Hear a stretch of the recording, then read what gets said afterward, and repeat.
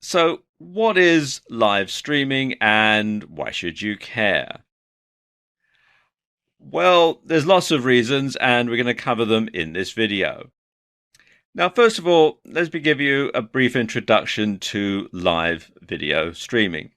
Live video streaming means that you can stream video live from a device, generally a smartphone, to anybody else who happens to have the app installed either on their smartphones or, in the case of the software we're going to be talking about in this video, which is Facebook Live, on their computer or tablet device as well. And having live video streaming is a bit like having your own TV station. You can broadcast your own programming anytime that you want to anyone who has the equipment that's necessary to pick it up. However, unlike with a real TV station where you need a studio with lots of cameras and lighting and all sorts of other stuff, and you need a control gallery with lots of expensive equipment and highly trained technicians, and you need a stonking great transmitter tower to transmit the signal to a local area, or you need a satellite uplink if you're going to be broadcasting your TV station on satellite or cable. With live video streaming, and in particular with Facebook Live, all you need is a smartphone and the app. Now, of course, the concept of video streaming has been around for a while. Skype, in particular, has been a feature for many years. And a lot of people say, well, isn't Skype live video streaming? Well, yes and no. You see, Skype limits the number of people that you can share video with. You can have a one-on-one video conversation with somebody over Skype, or you can have a Skype conference call, but there is a limit to the number of people that you can share the video with. Now, Facebook Live allows video to be streamed publicly. Anyone who has the app or is among your Facebook friends can tune in and start watching at any time that you're broadcasting, that is. Also, unlike with regular TV, people can comment live, and that allows the person who's filming to view and respond to messages in real time. So, how are people using Facebook Live? Well, if you were to tune in to a Facebook Live signal, either on your smartphone or on someone's Facebook page, you're going to see things like people doing workouts while their phone films them, people chatting over a cup of coffee or a mug of tea on a particular topic. People lying in bed just staring into the camera. It's so new. It's only been out at the beginning of 2016 that some people just simply turn it on and just see exactly what it does. So you just find people lying in bed or sitting on the sofa staring into the camera. You'll find people playing musical instruments. You'll find people just simply talking randomly on any given subject that they want. You'll find people reading excerpts from books. You'll find people who are not really doing anything, but they just are getting on with their lives, and they're letting the viewers watch them as they do that. And you'll find a whole lot more besides, especially as the app gets to be more and more well known and people think of different uses for it. But what's exciting is what's likely to happen as the technology progresses and the concept catches on. Now, live video streaming allows you to truly have eyes everywhere, and you can transport yourself anywhere in the world. And you can see what's going on through the eyes of others at the very moment that it's happening. Now, if you don't believe right now that live video streaming can get really big, then consider what would happen if there was a major world event right now. Now, let's assume that there's a big riot or a demonstration going on somewhere on the other side of the world to where you live. And let's imagine that there's a journalist in the press pack that's with the police at this demonstration. That journalist could have Facebook Live on their smartphone, and they could start streaming from the middle of the demonstration, from the middle of the crowd. So you could get a really good idea as to what's going on. It would be literally just like being there. You would see everything happening unedited in real time. So again, it would be just as if you were with this person right there in the middle of the demonstration, and you could see exactly what was going on. And in the future, we can also expect technology to progress and drive this forward further. Video fidelity will improve. At the moment, there's HD, which is pretty much standard. This is what you're watching this video in. 4K is starting to come in, and there's 8K and 16K just around the corner as well. So you're going to have a lot more options. Plus, at the moment, you can only use Facebook Live on a smartphone, but you can expect that you'll be able to stream from other cameras like a GoPro or something like that in the not too distant future, I would assume. So again, this is so new that it's going to really take off, and the options, we're only just starting to scratch the surface of the sort of things that you can do with live streaming video. Okay, now let's look at a few stats. Now, Facebook Live is so new that there aren't a lot of stats yet. But let's take a look at some of the competition, because Facebook Live is not, the first app that does this, although it does have a lot of features that some of the competitors don't have. And in particular, they don't have the power of Facebook behind them. Now, Periscope, which is probably Facebook Live's closest competitor, has over 10 million users. And Twitter purchased Periscope for an incredible $100 million before it launched. So you can see that Twitter saw the power of live streaming before Facebook did in many ways. Meerkat launched around the same time, and it had 120,000 users by the end of the first month. Twitch, which streams live video games, had 12 billion users at the end of 2014. That's the last figures that are available. But you can bet it's probably more now. And Blab is another new streaming app which shows promise with incredible engagement, and their average user spends 65 minutes a day watching videos on the platform.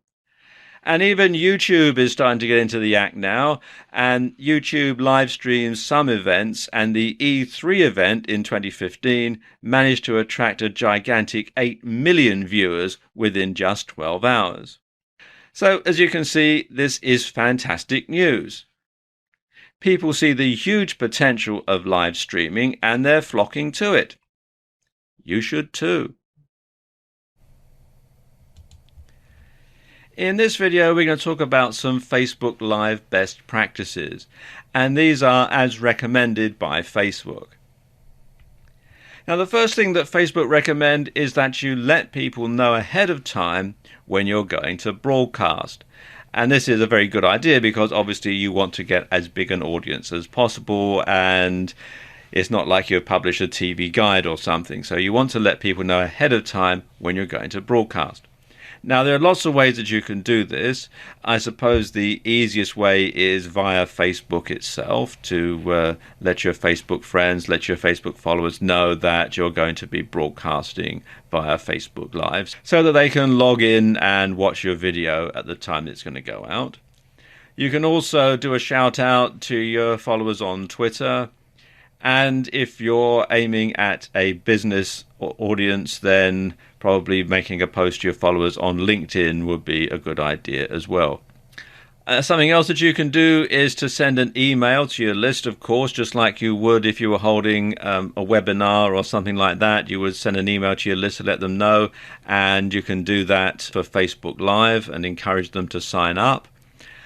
And of course, you should post the date and time on your blog so that your blog followers can tune in. And also anybody who happens to find your blog through an internet search can also log in and find out when your broadcast is going out. You should also go live when you have a strong connection. Now, Wi-Fi tends to work best, But if you can't find a nearby network, then you'll want a 4G connection. Now, I know that 4G isn't available everywhere. In most countries, it's available just in large cities. But if you can find a 4G connection, then that's great. Otherwise, you'll want to have a Wi-Fi connection to stream that. And if you have a weak signal, the Go Live button will be grayed out and you won't be able to broadcast. So you want to make sure that you've got that ahead of time before you start to do your broadcast. When you're planning when you're going to do it from, you want to make sure that it is somewhere where you're going to get a nice strong signal. You also want to write a compelling description before going live. And a great description will capture fans' attention and help them understand what your broadcast is all about. And that means they're more likely to watch it right through to the end, and they're more likely to hear your message in its entirety. You should also ask your viewers to follow you and receive notifications when you go live. So call out that your audience can tap on the follow button on live videos and videos that were live, and then opt in to get notifications the next time that you go live. So again, it gives them more notifications so that they'll know ahead of time when your broadcast is going to go out. And you want to say hello to commenters by name and respond to their comments. Because one of the great things about Facebook Live is that you can communicate with your audience. They can send you comments which you can read as you're making your video, and then you can respond to them in real time. And your audience will be thrilled to hear you mention their name and answer their questions when you're live. And you should broadcast for longer periods of time to reach more people. Because the longer you broadcast, the more people are likely to discover you, and they're going to invite their friends on Facebook to watch the video. Now, Facebook recommends that you go live for at least 10 minutes, and you can stay live for up to 90 minutes. So you've got a lot of scope there, a lot of time that you can use. And finally, Facebook recommend that you be creative and go live often. So you can try different types of broadcasts. Try giving a talk to camera, try giving a webinar, or a live-inar, really, I suppose you could call it, over Facebook Live. You could try a how-to. Lots of different things just to keep your audience interested, to keep them coming back for more. Don't do the same thing over and over again, because that's just going to be boring. And you should go live frequently to keep your audience engaged. Out of sight is out of mind, so you want to make sure that people keep coming back for more and that they see something that's going to interest them every time. So there you go, just a few Facebook Live best practices. Facebook Live is a fantastic app, and it has lots of potential for the future, and it's definitely a wave that you want to ride. But it's not perfect. So in this video, I want to examine some of the downsides of Facebook Live. And I suppose the biggest downside is that it's live, so mistakes can't be edited out. So if you do or say something stupid, or if something goes wrong, then everyone is going to know about it. So there's no taking it back. There's no second chance to do it again and get it right, like you can do if you're getting a YouTube video together or something like that. And while you'll never avoid banana skins completely, you can lessen the chances of an encounter. And that's by following what I call the 3 R's. Rehearse, rehearse, and rehearse. So you want to practice in front of a mirror until you've got your delivery perfect, especially if you're not used to being on camera. And you want to practice the stuff that you're going to do in your videos until you've got the routine right down to a T, so that you know exactly what to do, and you've tried it so often and you've done it so often you could do it in your sleep practically, and then when you actually have to go ahead and do it live, then the chances of something actually going wrong are going to be reduced. Note I say reduced. Things might still go wrong, but you'll lessen the chances of that happening. Another downside to Facebook Live, again because it's live, there's no music or editing to your videos. So, as I was just saying, you can't edit out mistakes.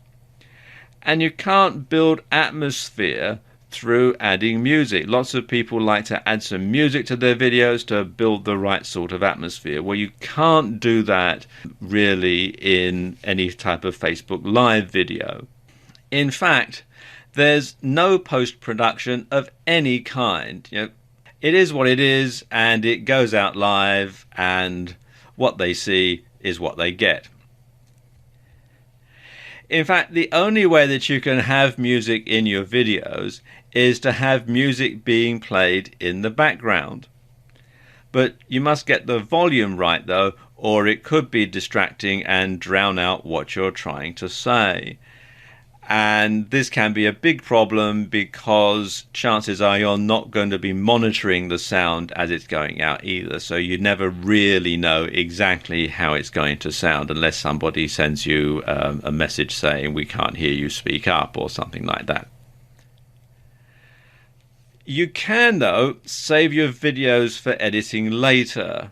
You can save them to the camera roll option that you have on Facebook Live. And this means that you can post them on video sites like YouTube in a more polished format. You can also post them on your Facebook timeline as a video as well. So it does give you that flexibility. Another thing is it's so new that not many people know about it. And this is perhaps the biggest problem. It was only launched at the beginning of 2016. Initially, it was only available in the US and then only on Apple iOS.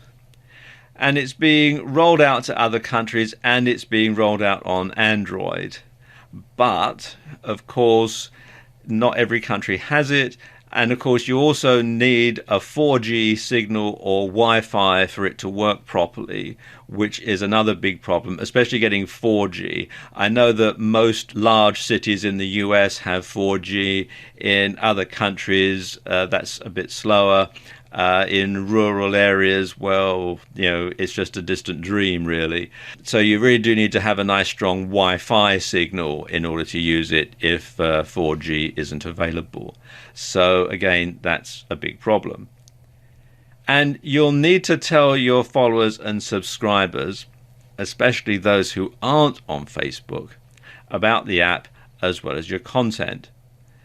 And this makes double the workload because you've got to convince people to, first of all, sign up for Facebook if they're not already members, and then to install the software on their smartphones or to go to your Facebook page. You have to verify your Facebook page, and it's a lot of hassle. And so it makes a lot of workload for you. And, of course, because it's live, it's not always a convenient time for your viewers to tune in and see your broadcast, especially if they're in a different time zone. And this is something else, if you happen to have a video up on YouTube, well, people can log in and watch it at their convenience. If it's going out live, then of course they've actually got to be there at that time. And they've got to have their computer or their smartphone or their tablet device on at that particular moment. And finally, it's not available in every country in the world yet. It's being rolled out. I think it's in about 40 countries at the time that I'm making this video.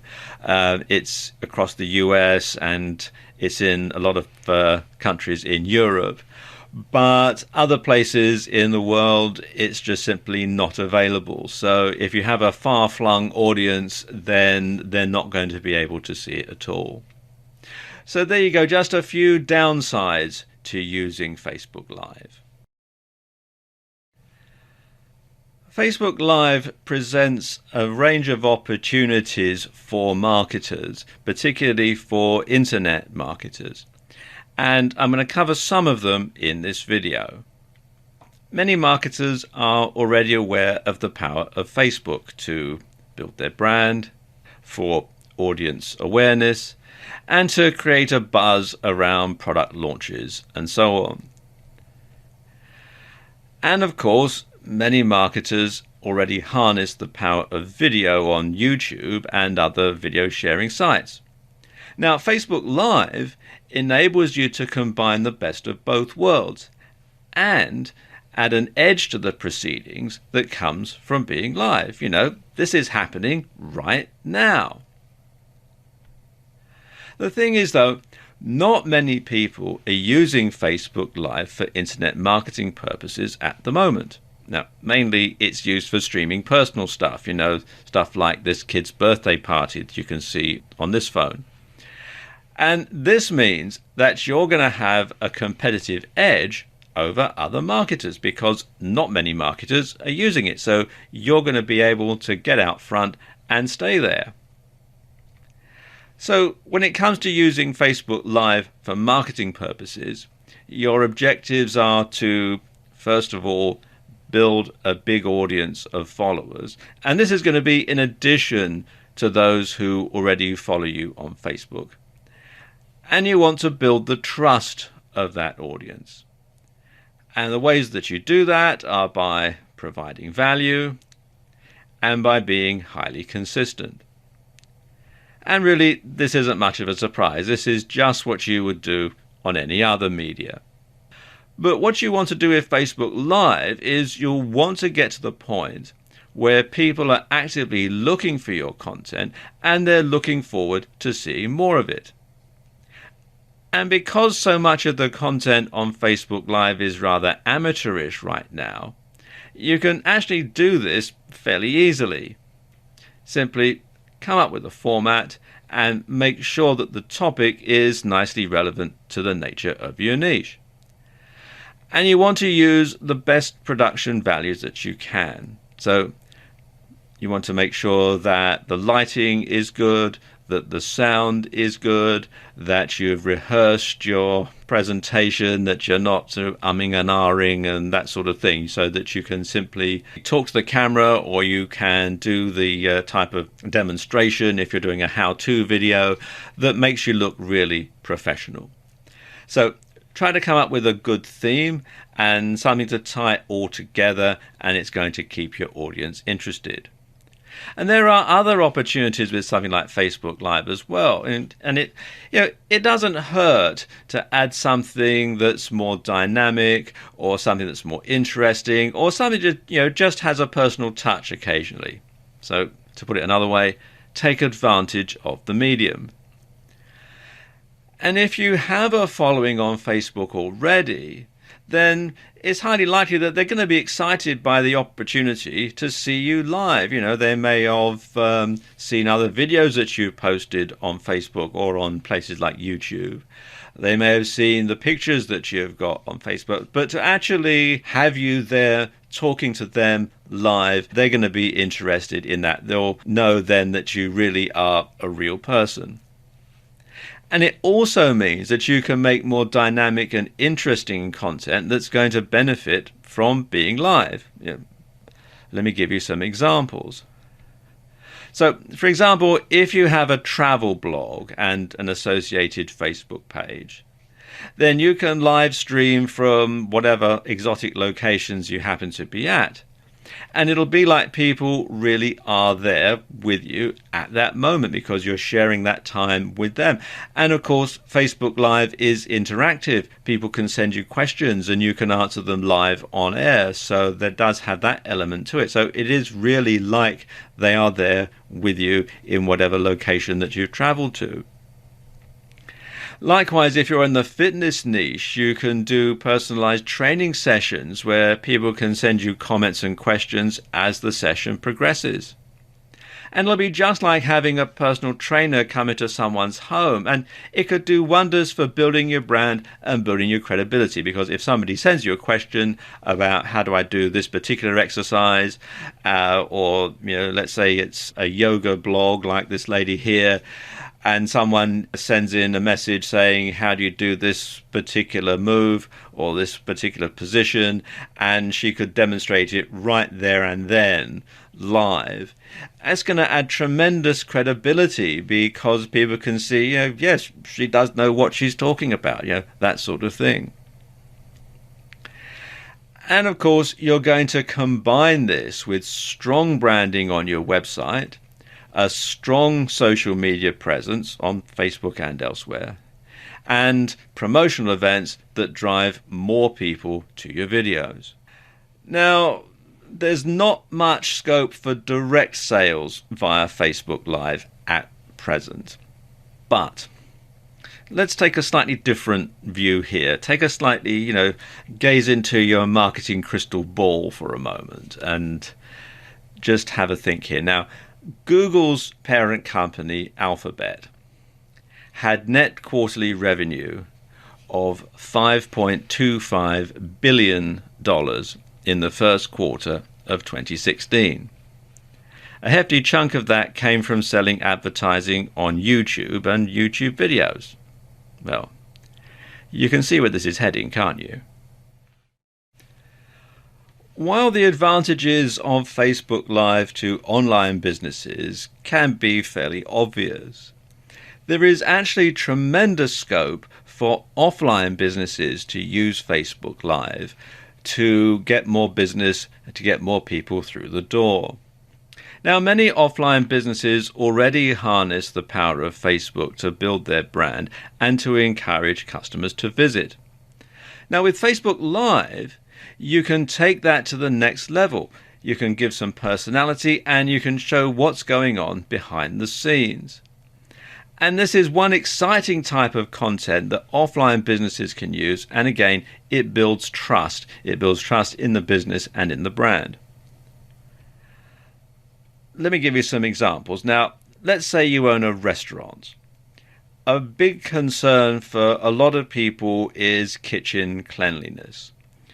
You often read in local newspapers or see on local TV news about how a certain restaurant has been raided by the health department and shut down, and you hear horror stories about people who've got food poisoning and all the rest of it. So some people are a bit wary about eating in certain restaurants because they're not sure how clean it is behind the scenes.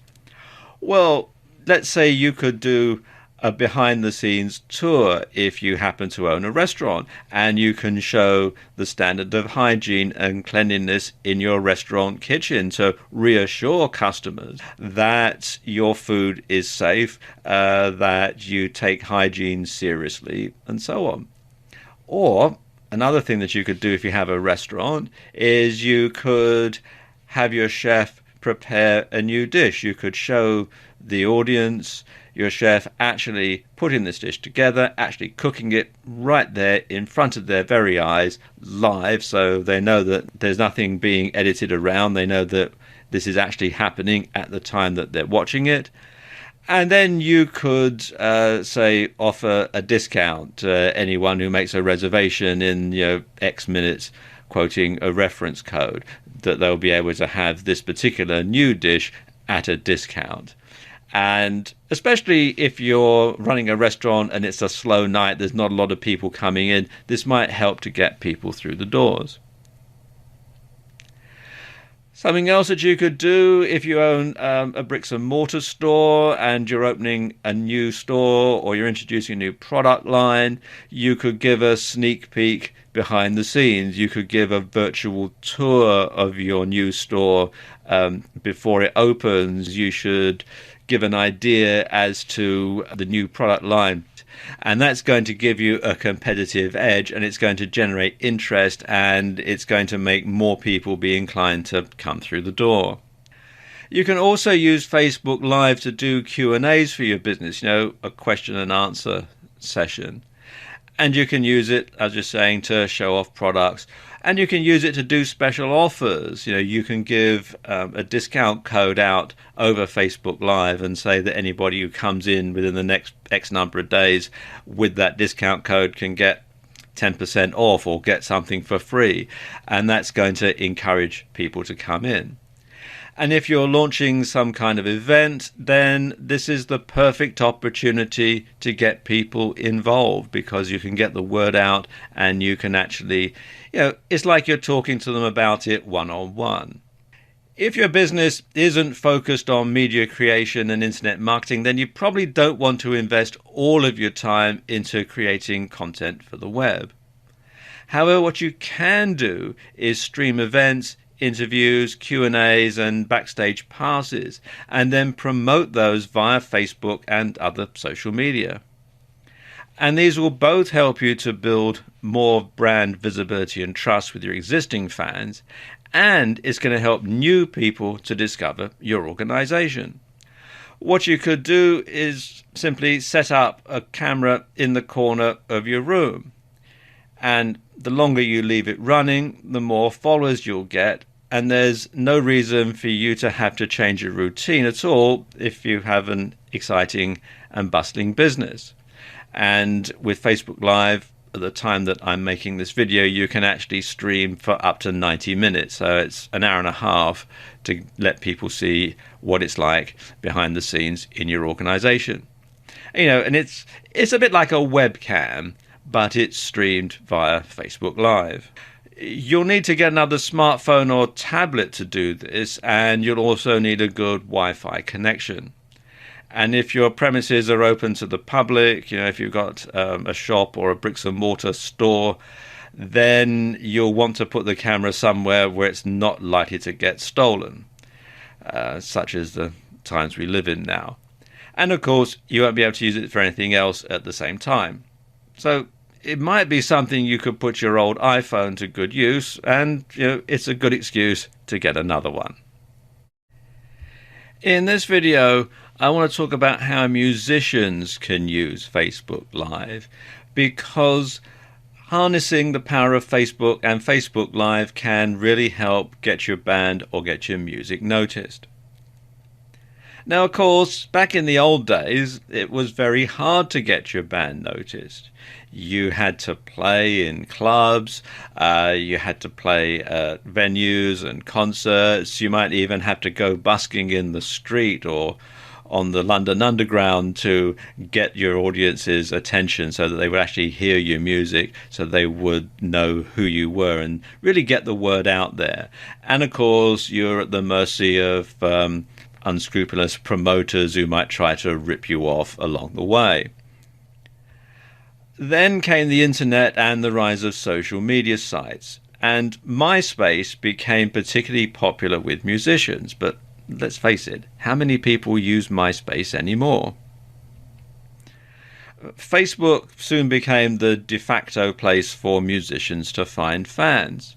Up-and-coming bands use it, and even long-established acts like the Rolling Stones have a presence on Facebook. And Facebook Live really takes this to the next level, because Facebook Live lets your audience see and hear you. Now, I know that you can do this already with YouTube, but Facebook Live adds an extra live edge to things.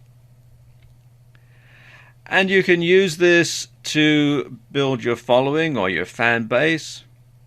You can bring yourself or your band to the attention of record companies, to the attention of promoters, and to A&R people. And one way that you can do this is to live stream concerts exclusively for your followers. So your followers will get to hear your new song before anybody else. They'll get to hear your band play special concerts just for them. This is very powerful stuff. You can hold a special private concert for your fans that nobody else who isn't following you on Facebook Live is going to be allowed to see. So that's very powerful, because it means that you're tying in your audience, because you're giving them something special, something that nobody else can have. And you can also hold Q&As, question and answer sessions about your band, where people can send you questions and you can answer them live on air. And they can also make comments while you're doing this, so they can send you questions while the Q&A session is in progress.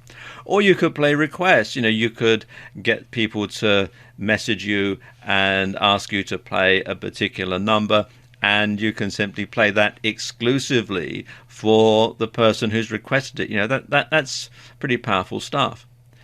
And you can stream up to 90 minutes, which is plenty of time, really. So you can give your followers really good value there. And of course, this isn't just for people who are singers or people who are in rock or pop bands either. It can fit any type of musical genre.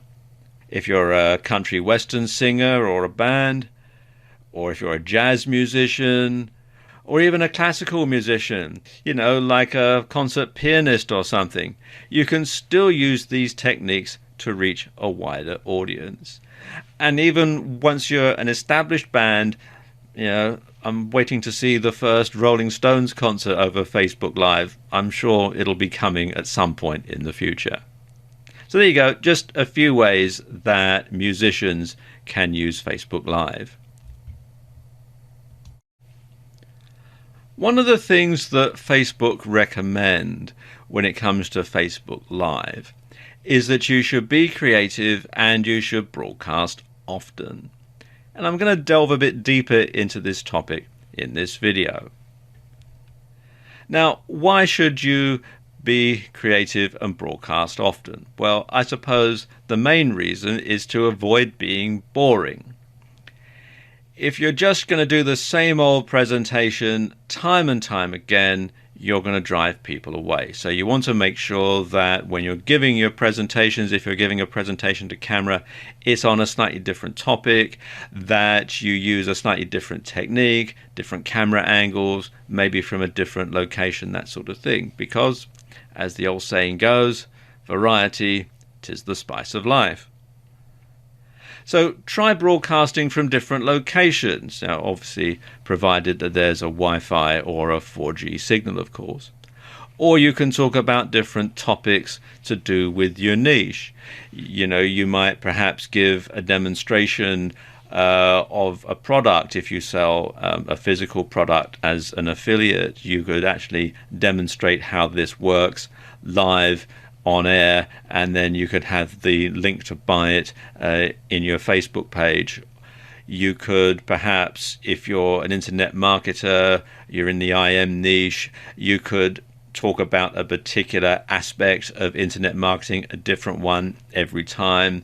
You might be able to do that from a different location, provided you've got somebody else to hold the smartphone. Of course, they might watch over your shoulder while you're doing something online exactly at that moment, that sort of thing. So it's going to give people lots of different reasons to tune in, because each episode is going to be different. And if you think about it, if you watch a chat show, there's all sorts of chat shows in different countries all over the world, you'll find that they follow a similar format, but they have different interesting people on every time. And that's something that you might also want to do as part of a Facebook live stream, is to interview people and have a different person on every time. And it's just going to keep it interesting. It's just going to keep it varied. Something else that you want to do is to broadcast at regular times to build a following. And you want to let people know ahead of time when your broadcast is going out, and you want to build anticipation and you want to build referrals. Because if people watch one broadcast on Facebook Live that you've done, they're likely to tell their friends, particularly their Facebook friends, about it, and then you can build your following exponentially, because they will tune in and watch and tell their friends and so on. And of course, another reason to broadcast often is that old saying, out of sight, out of mind. people may tune in once out of curiosity just to see who you are and what you're talking about, and perhaps they may have got an email from you in the past, or they may have bought one of your products, that sort of thing, so they might tune in once just to make sure that you are really a real person and see what you look like and hear what you sound like and that sort of thing. But they'll soon forget about you if you don't keep giving them a reason to come back. So you do need to make sure that you broadcast regularly and that you vary the topics that you broadcast on. And when you give them a regular date for their diary and your videos are entertaining and informative, they'll come back time and time again. And of course, Facebook Live is so new. It's launched at the beginning of 2016, so you're practically guaranteed an audience. And of course, it's unlikely that many marketers in your niche are using it yet. So this gives you an edge because you're going to be the go-to guy or go-to girl in your niche that people tune into on Facebook Live. And this gives you the opportunity to get out in front and to stay there. Everybody else is going to be playing catch up. So you can make sure that you stay ahead of the curve. In this video, we're going to take a look at some of the types of videos that work well on Facebook Live. And probably the most successful type of video on Facebook Live are how-tos. Now, when you're demonstrating how to do something live in real time, it can be really powerful because lots of people are cynical when it comes to watching how-to videos on sites like YouTube or how-to programs on TV. They know that lots of editing and manipulation goes on behind the scenes, and so what you see is not always what you're going to get. There's a very popular program on UK television at the moment where they fix up old cars, and you can just tell that there's a whole lot of stuff that they're not showing you. The car always starts first time every time when they fixed it up, and you think to yourself, especially if you've had any experience of doing anything with cars, you know that things never actually work that smoothly, that they probably had to have umpteen different takes and lots of tweaking about to try and get that car to start up after they've installed the new engine. But of course, when you see it on the program, the guy puts the key in the ignition, turns the key, boom, away it goes. And you can get a bit cynical, so no, it probably really didn't happen exactly like that. But the thing is, when it's live, they see it being done in real time, and they'll be able to see how easy it really is, or how difficult it really is. You're not pulling any punches when it comes to showing things on Facebook Live. You see exactly what's going on. Now, of course, you'll want to practice a lot beforehand so that everything runs smoothly and you don't end up looking stupid if the engine really doesn't start. But because it's live, because people can actually see it being done in real time, it'll give people a lot more confidence in the thing that you're demonstrating, the how-to, because people will see that it is possible to do it. Another type of video that does very well on live streaming on Facebook Live is what's known as the Ask Me Anything video. And this is actually probably the simplest type of video to do because all you've got to do is sit there and answer questions that your viewers submit to you via the app, and you simply answer them live on air. And this does several things. First of all, it can boost your credibility and it can show that you really do know what you're talking about because people can send you a question. You can say, here we have a question from such and such. He or she wants to know this, that, and the other. And then you can explain, and it really does show you as an expert. But of course, you want to make sure that you've boned up on the subject ahead of time, that you can anticipate a bit the sort of questions that people are going to ask you so that you can answer the questions off the cuff and sound really knowledgeable. Another type of video that does well are countdowns. Now, you can build a buzz around your product launch by counting down how many days or hours there are until your product goes live, and you can reveal a different interesting fact every time. And this can be questions that people have submitted about it. You can perhaps build curiosity, show a little bit about your product, perhaps read a bit from your ebook if you're publishing an ebook. Just a little snippet every time, just to give people a little bit of information every time that they go and broadcast, or that you go and broadcast. And you can also reveal that your product is live via a Facebook live stream, and perhaps give viewers a discount coupon or a code at the launch that will ensure that the word spreads and that you get more viewers at future launches. And then there are interviews. And again, get people to submit questions via the app and get your guests to answer them live on air. And if you've ever watched chat shows on TV, you'll know that having a different guest to be interviewed every time keeps people coming back, because it keeps the content fresh, it keeps it different, it gives people a reason to keep coming back to watch. And of course, this is also a subtle way to do direct selling, as your guest can plug his or her product and people can purchase it via your affiliate link. So there aren't very many ways to do direct selling on Facebook Live at the moment, but this is certainly one way that you can do it. And then there are debates and discussions. You can get lots of different people together. You can start to have a debate, and viewers can submit questions via the app and can contribute to the debate just as if they were there, really. So again, that's a very powerful way. It's a very powerful way of getting your message across, and it's something that people tune in and want to see. And these types of videos are actually quite popular. Then there are talks, people talking over lunch, over breakfast, while they're on the commute. If you're stuck on a train and it's the third time this week that the train's been late, well, you could shout out to your followers on Facebook and say, look, here, I'm stuck on the 8:15 again, and when are they going to do something about this? Commuters like a good old moan occasionally. And you can share your views with the world on any topic. And, some people find the minutiae of other people's lives fascinating. And quite frankly, there's so little on Facebook Live right now that you're practically guaranteed an audience. And then there are Let's Plays for games. And in these sort of videos, you can reveal tactics for playing certain video games. You can show people how to get to the next level. You can share tactics. You can get feedback from other gamers.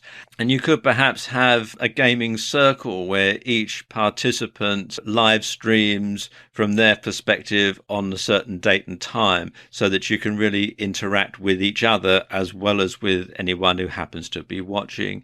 And these sorts of videos are always popular. And then there are workouts. And if you're in the fitness niche, then this can really be a boon, because you're showing people exactly how it's done. And this can really boost your credibility, because people can see that you really do know what you're talking about. And it's like having a personal trainer come into people's homes. And of course, as you're doing the workouts, you can get feedback from viewers. You can get questions that you can answer in real time. So as I said, it does really build and boost your credibility. And of course, you can use it as a teaser for your next fitness video. You can say, I don't have time to demonstrate these other moves, but in my next video, blah, blah, blah, blah, blah. So you can see you can actually use that for sales purposes as well. And cooking and recipes are always popular. You can actually show someone in real time how to cook a particular dish. You can show them how the ingredients go together. There's no editing, so they'll know that the procedure that you're following is the exact procedure that they need to follow in order to get the same results. And there's a whole bunch of other ones that you can have as well. You can do things like product reviews. They're always very popular because you can actually demonstrate live on air how a particular product works.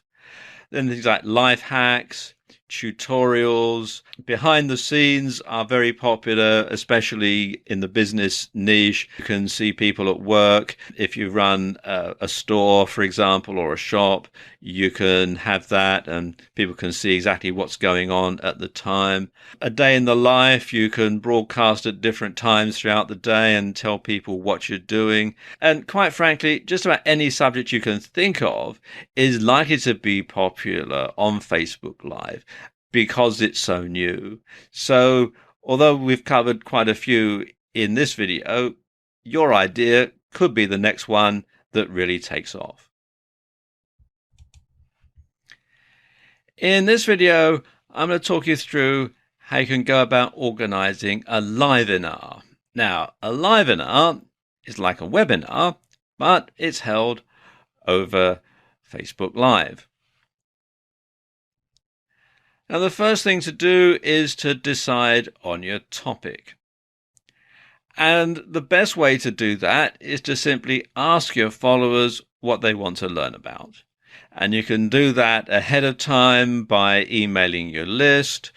You can post something on Facebook and get people to respond. You could perhaps mention it in a previous live stream that you're going to be doing a livenar and what would you like to know about, and people can submit comments and you can come up with some ideas that way.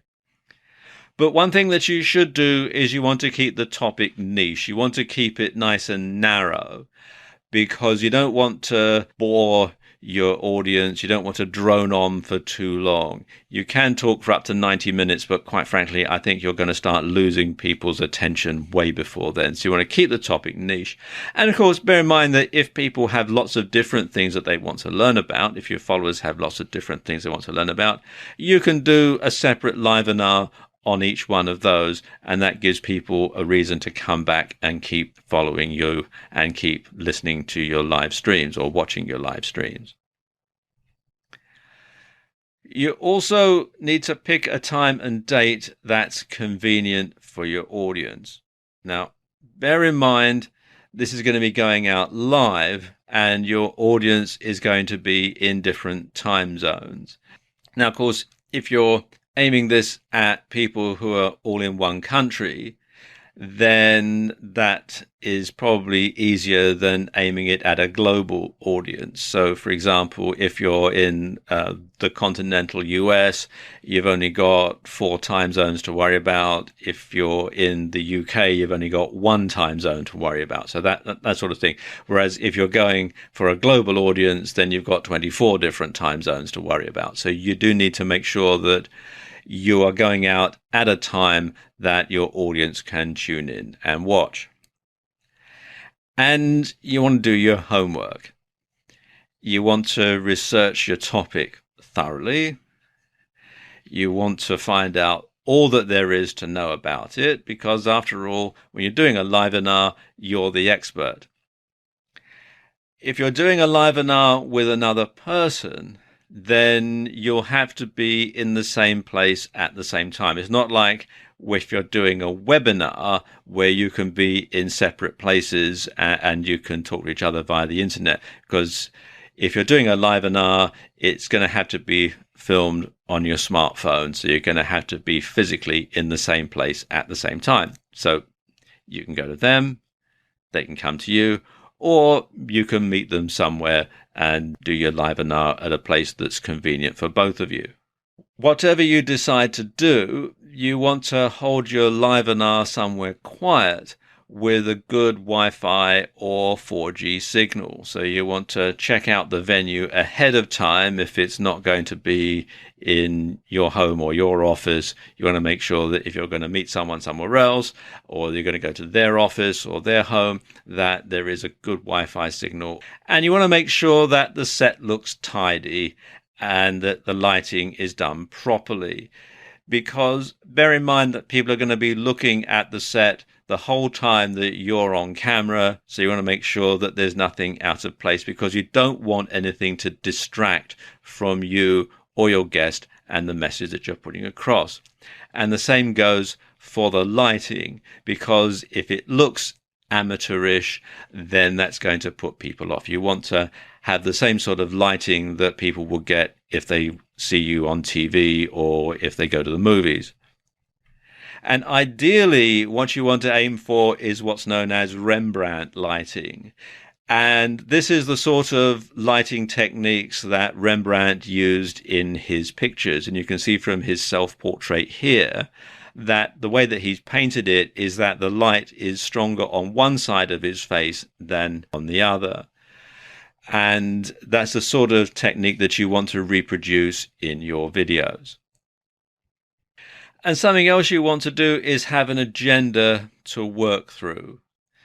And this will ensure that you move smoothly through the presentation and you don't miss anything out. So you could have note cards or cue cards or just simply a piece of paper with the schedule written through it, the agenda, so that you know that you're going to be covering this topic first and then that topic and then the other topic and that sort of thing.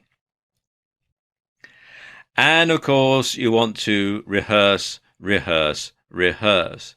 You want to make sure that your delivery is perfect. You don't want to be hesitating. You don't want a lot of ums and ahs and that sort of thing, because it just sounds very unprofessional. So you want to make sure that you at least sound like you know what you're talking about and you look like you know what you're talking about.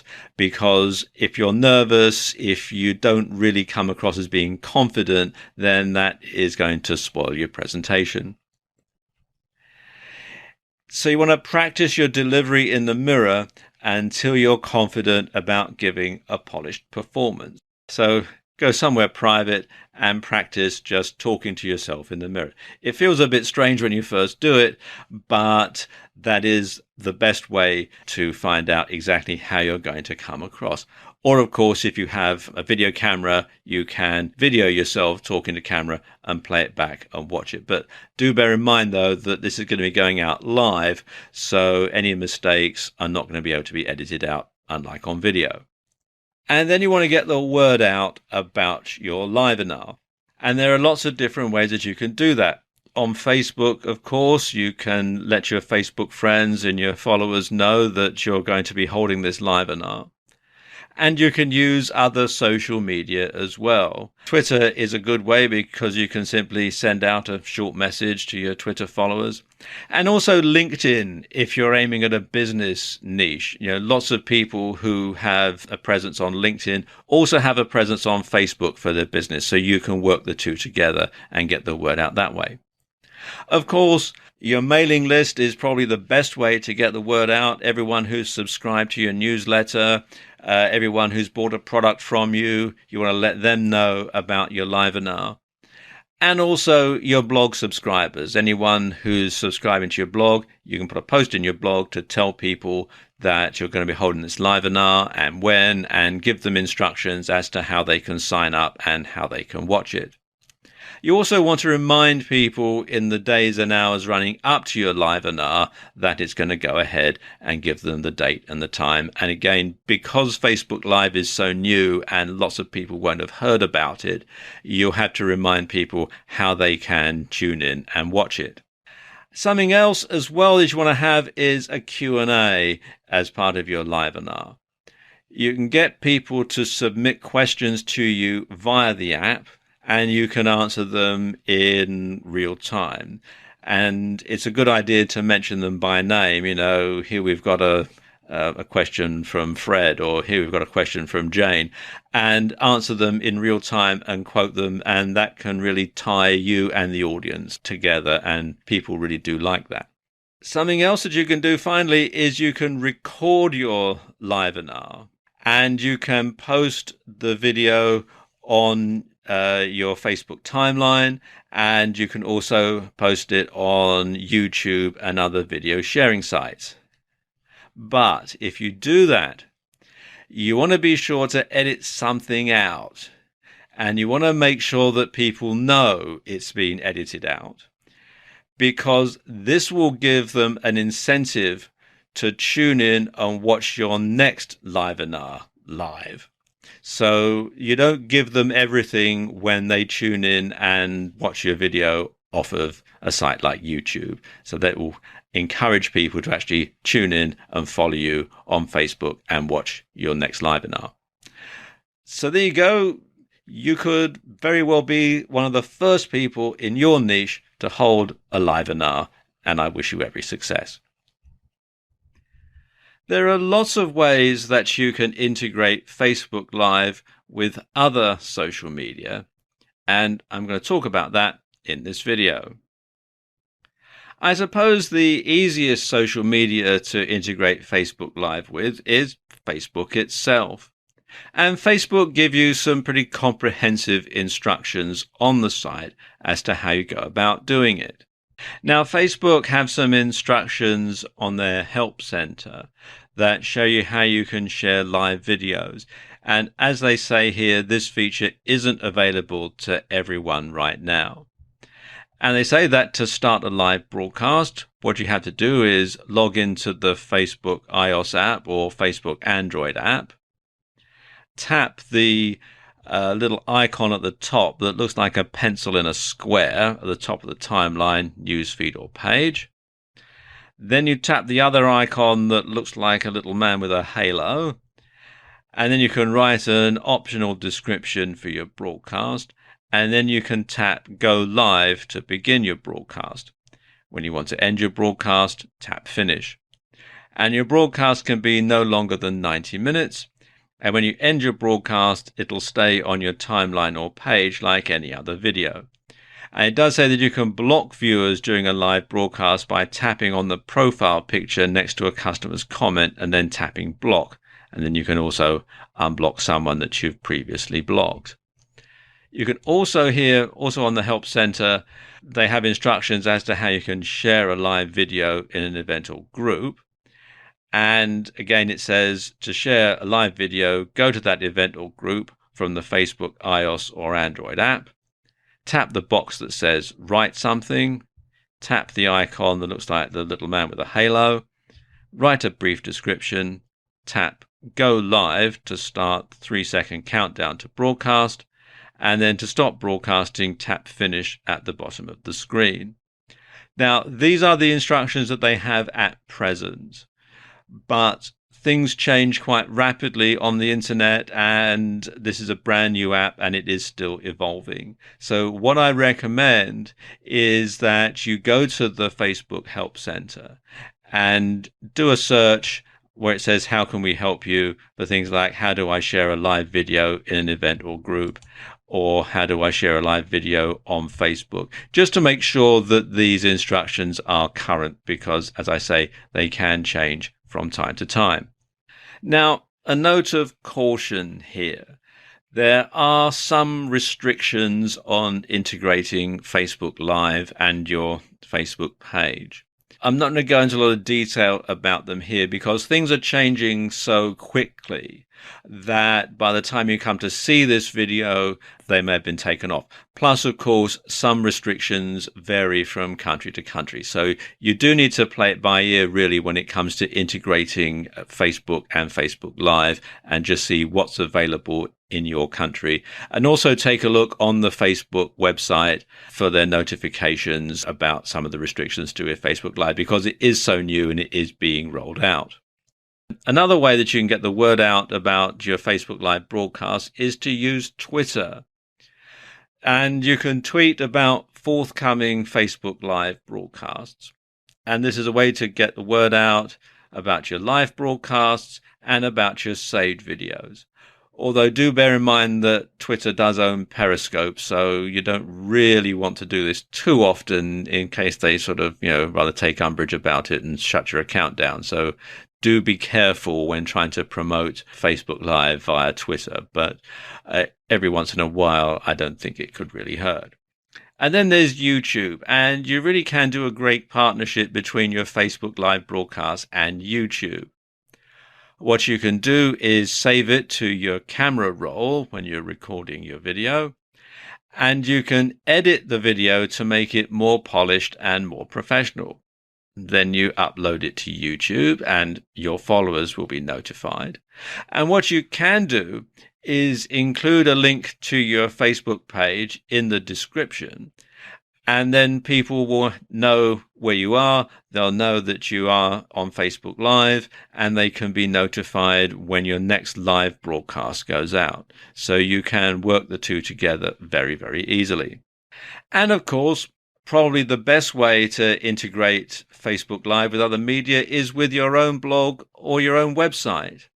So you can give details of your next or previous live broadcasts. You can link to saved videos that are part of your Facebook timeline.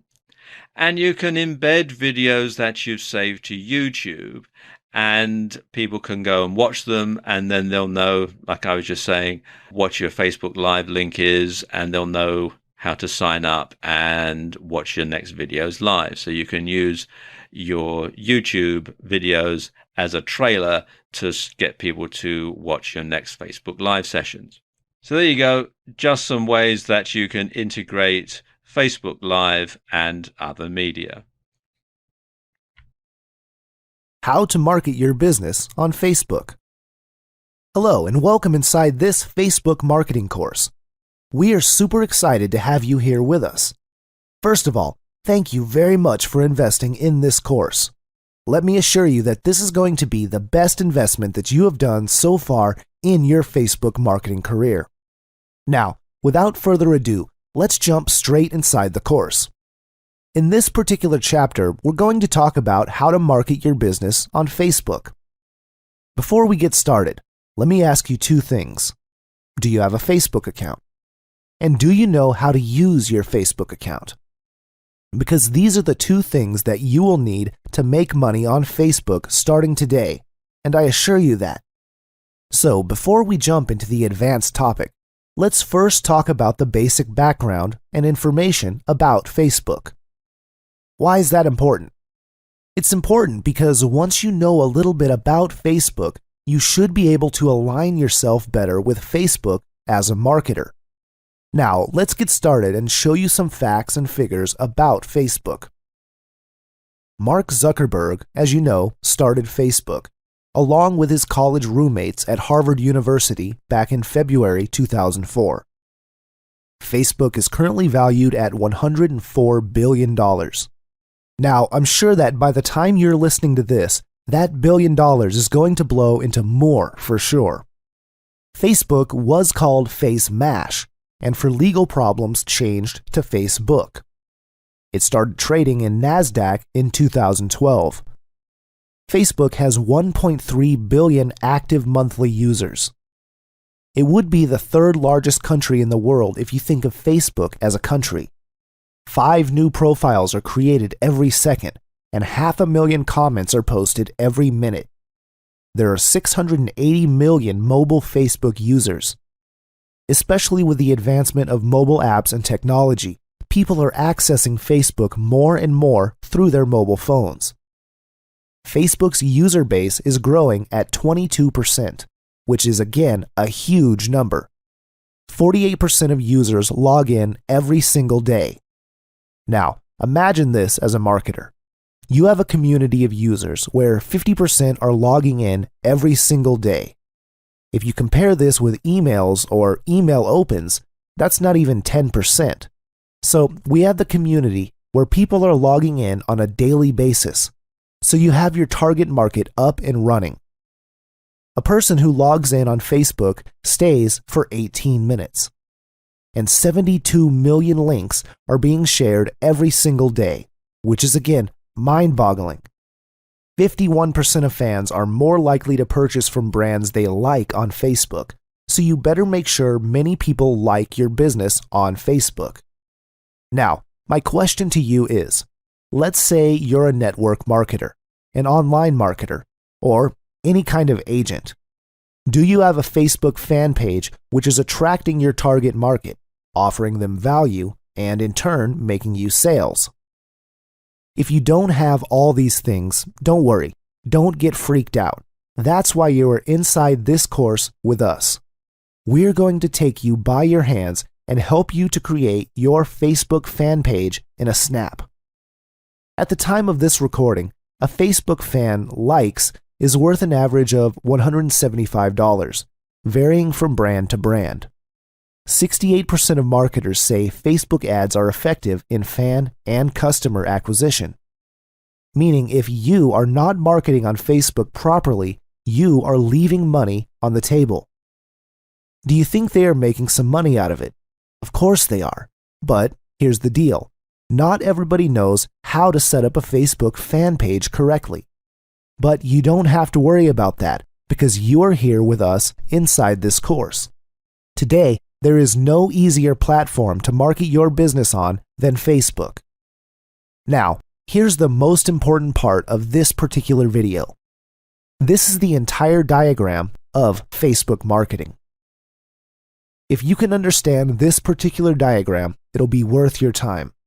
Now, this is how we market our business on Facebook. As you can see, there are 9 rectangles connected to each other.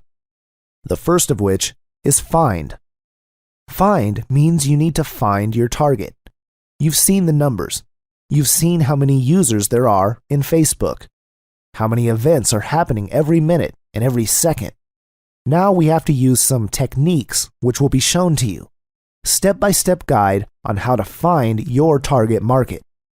Then you have to know how to connect to the target market in the right way. Not by spamming and not by annoyingly posting in groups and all. Because those things do not work anymore, and Facebook will put you in Facebook jail. So you have to approach people the right way. Then you have to add them as a friend. And then you have to send the right message by using the AIOU method, which I'll share with you later. Then you have to post the correct kind of updates on a daily basis. If you're an advanced user, you can start advertising inside Facebook.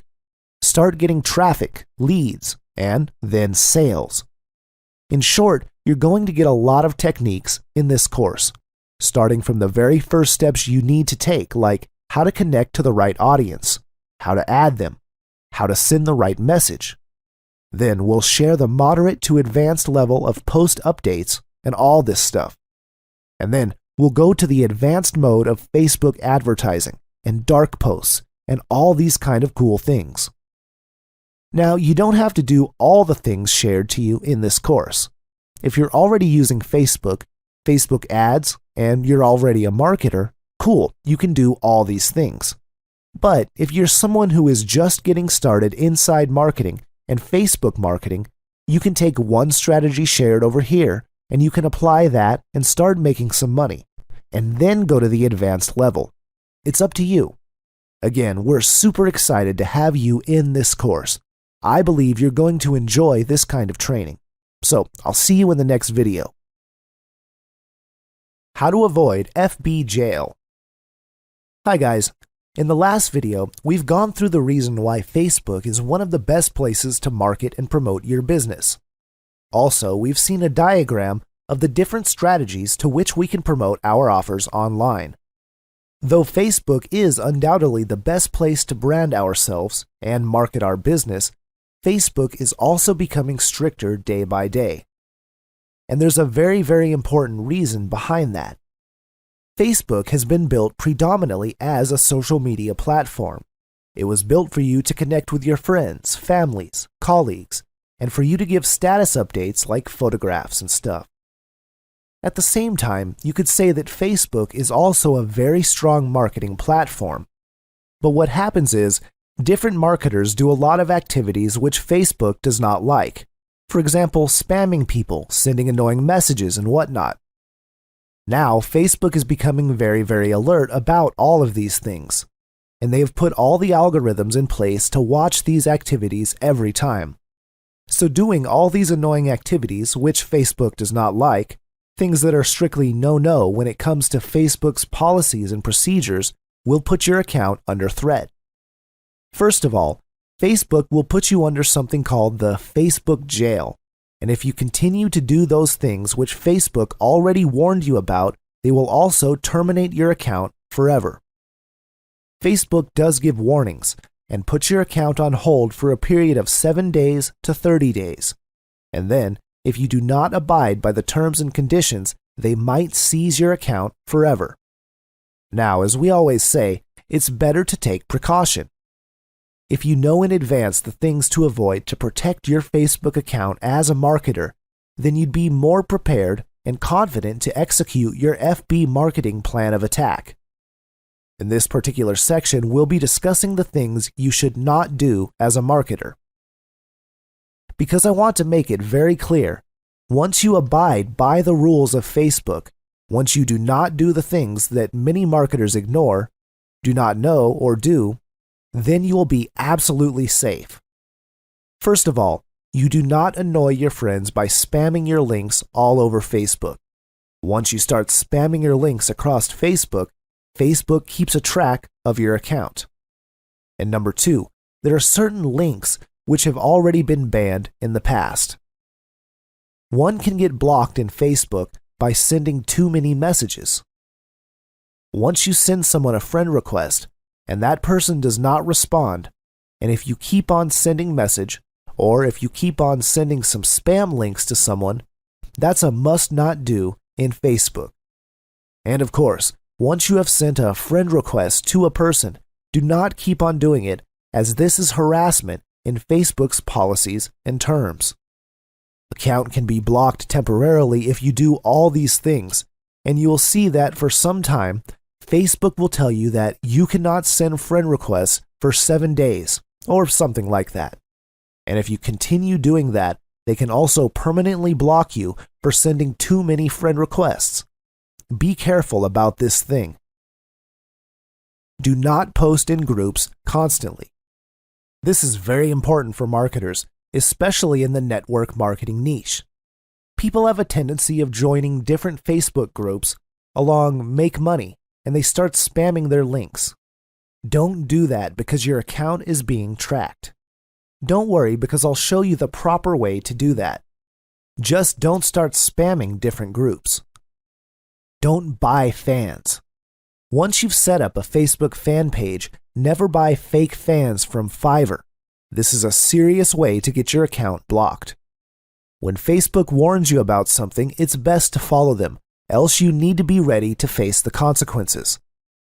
Especially as marketers, some have a tendency of breaking the rules. But as a Facebook marketer, if Facebook warns you about something, do check it out. And do abide by the rules and regulations. So there, we've tried to give you all the points in a nutshell, which you must not do inside Facebook, especially as a marketer. Do not do all these things which we have written down for you. Then, you can be rest assured that your Facebook account will never be blocked temporarily or permanently, and you don't have to go inside the Facebook jail. So do take note of these things. And in the next video, we're going to jump inside the real juicy stuff.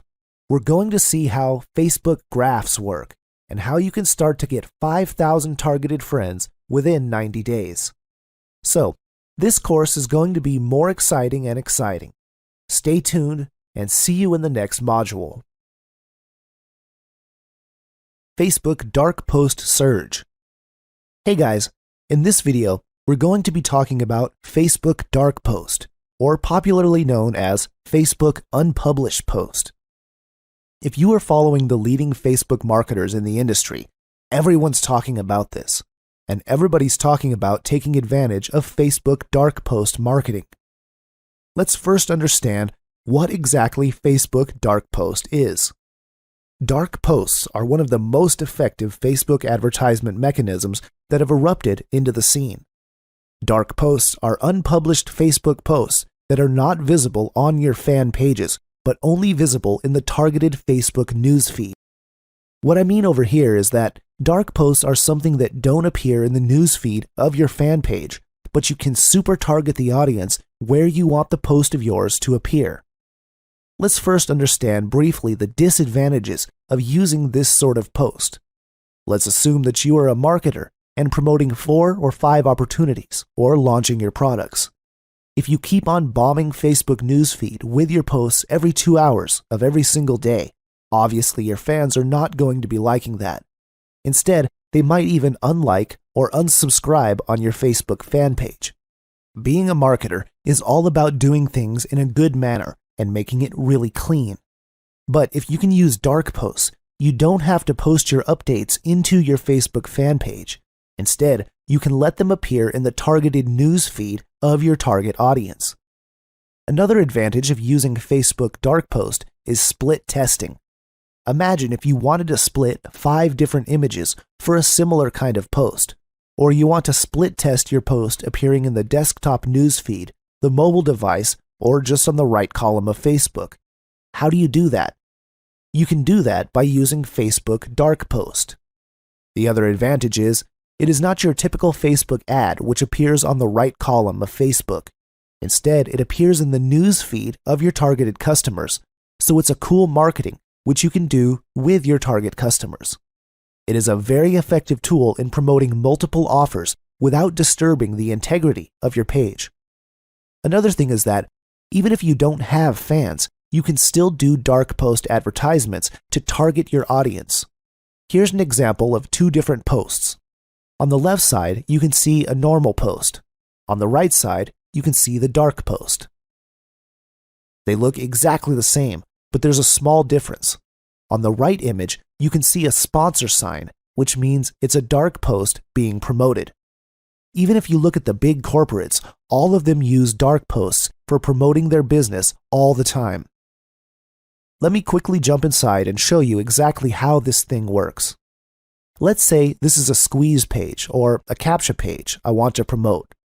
Then I have another CAPTCHA page here which I want to promote for some of my businesses or some of my launches. And I have another squeeze page which I want to promote for one of my posts. There are 3 different kinds of pages I want to promote at the same time. Now, imagine for a second, if I keep on posting these different updates or all these different squeeze pages inside my fan page, my fans are going to be really annoyed. Nevertheless, I can do exactly the same in promoting these pages by using Dark Post. Why? Because they're not going to appear on my own news feed. Instead, these pages are going to be appearing inside the news feeds of my targeted prospects, and that is absolutely awesome. To do that, you first need to work in Google Chrome. Why?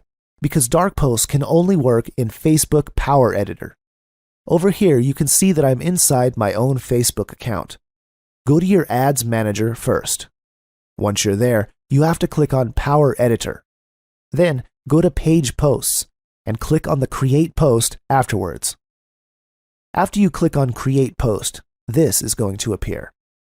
Now, stay focused. At the bottom, you can see 2 options. Number 1, this post will only be used as an ad, and number 2, this post will be published on the page.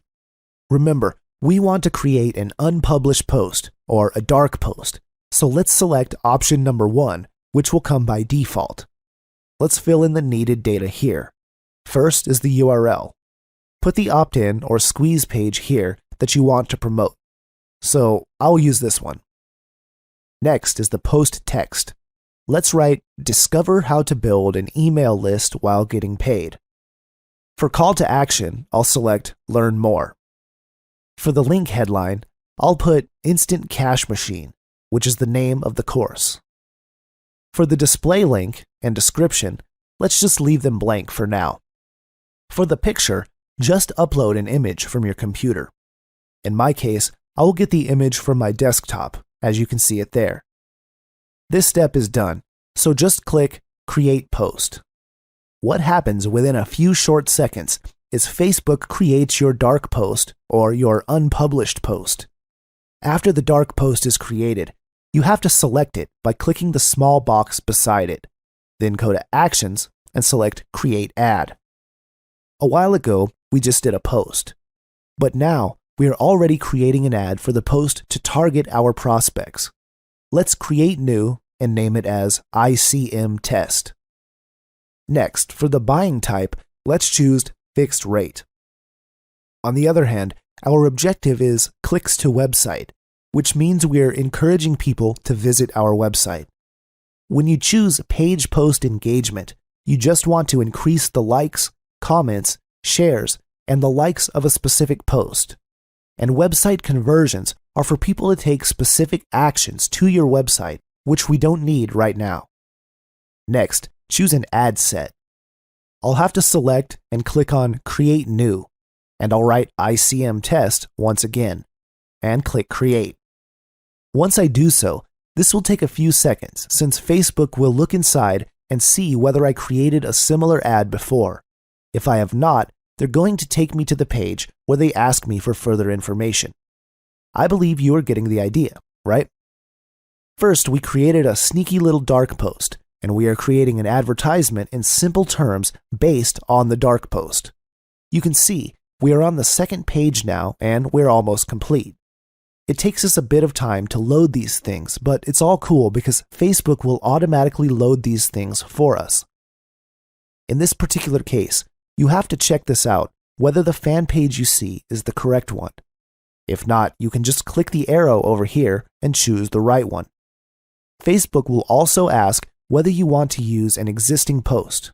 Yes, of course. By default, it will select your particular dark post which you have created. You can also see the preview of the post ad in different devices like the desktop and mobile news feed and all those other previews. Obviously, we won't be using all of them, so we just select what we want to use. Once we're done with that, we just click on this, which is known as the ad sets. Our ads has been done by working simply for less than 2 minutes. So, in the ad sets, we will already select our target audience, the daily budget, etc.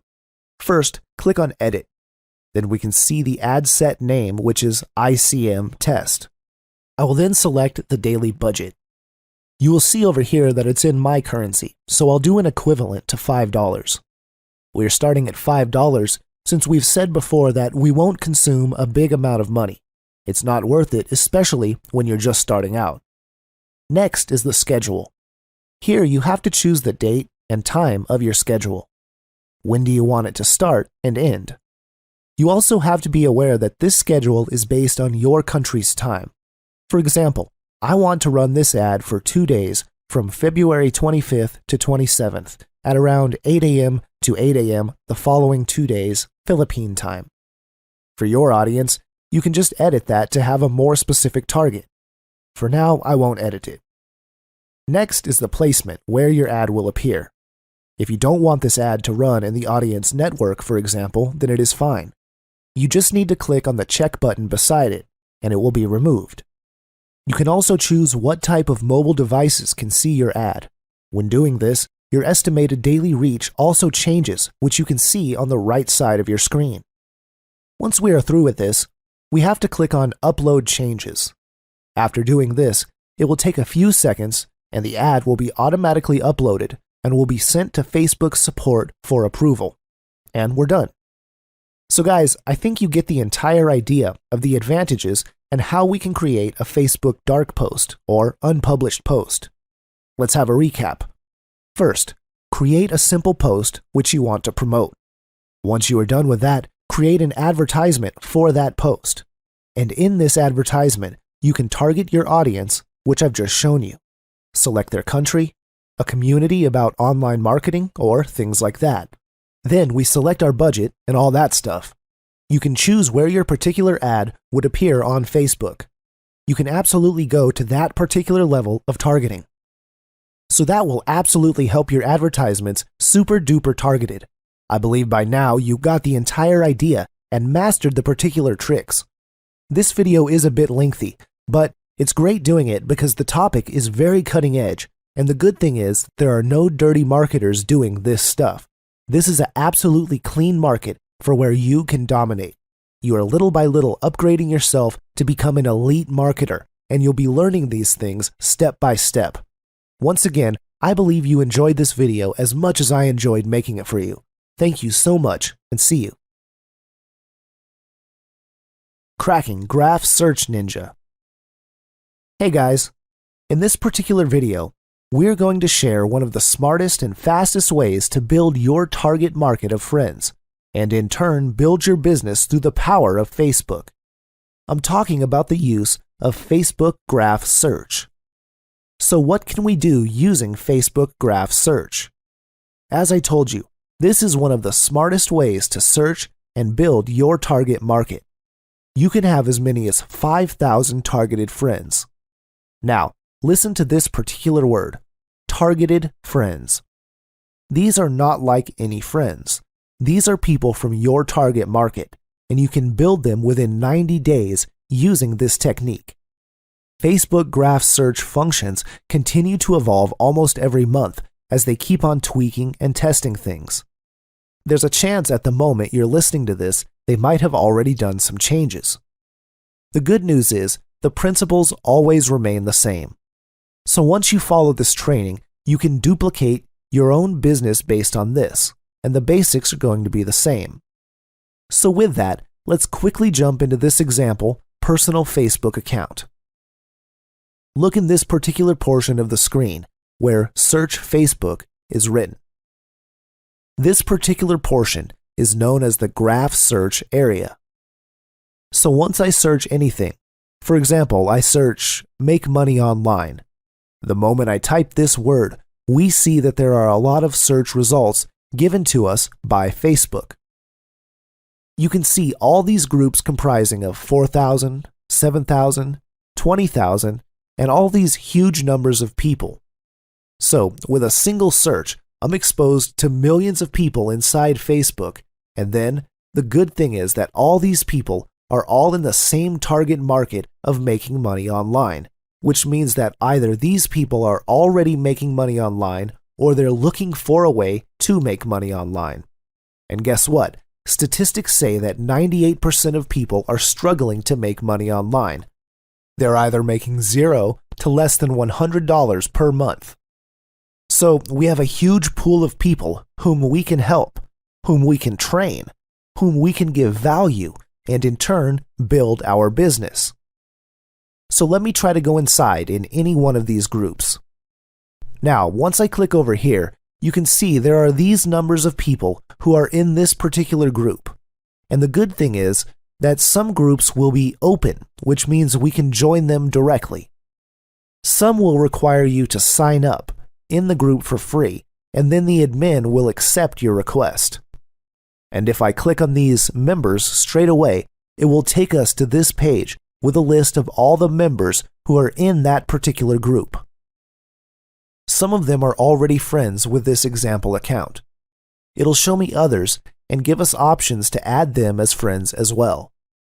Now, the good thing is, you can be sure all of the people inside this group are into making money online.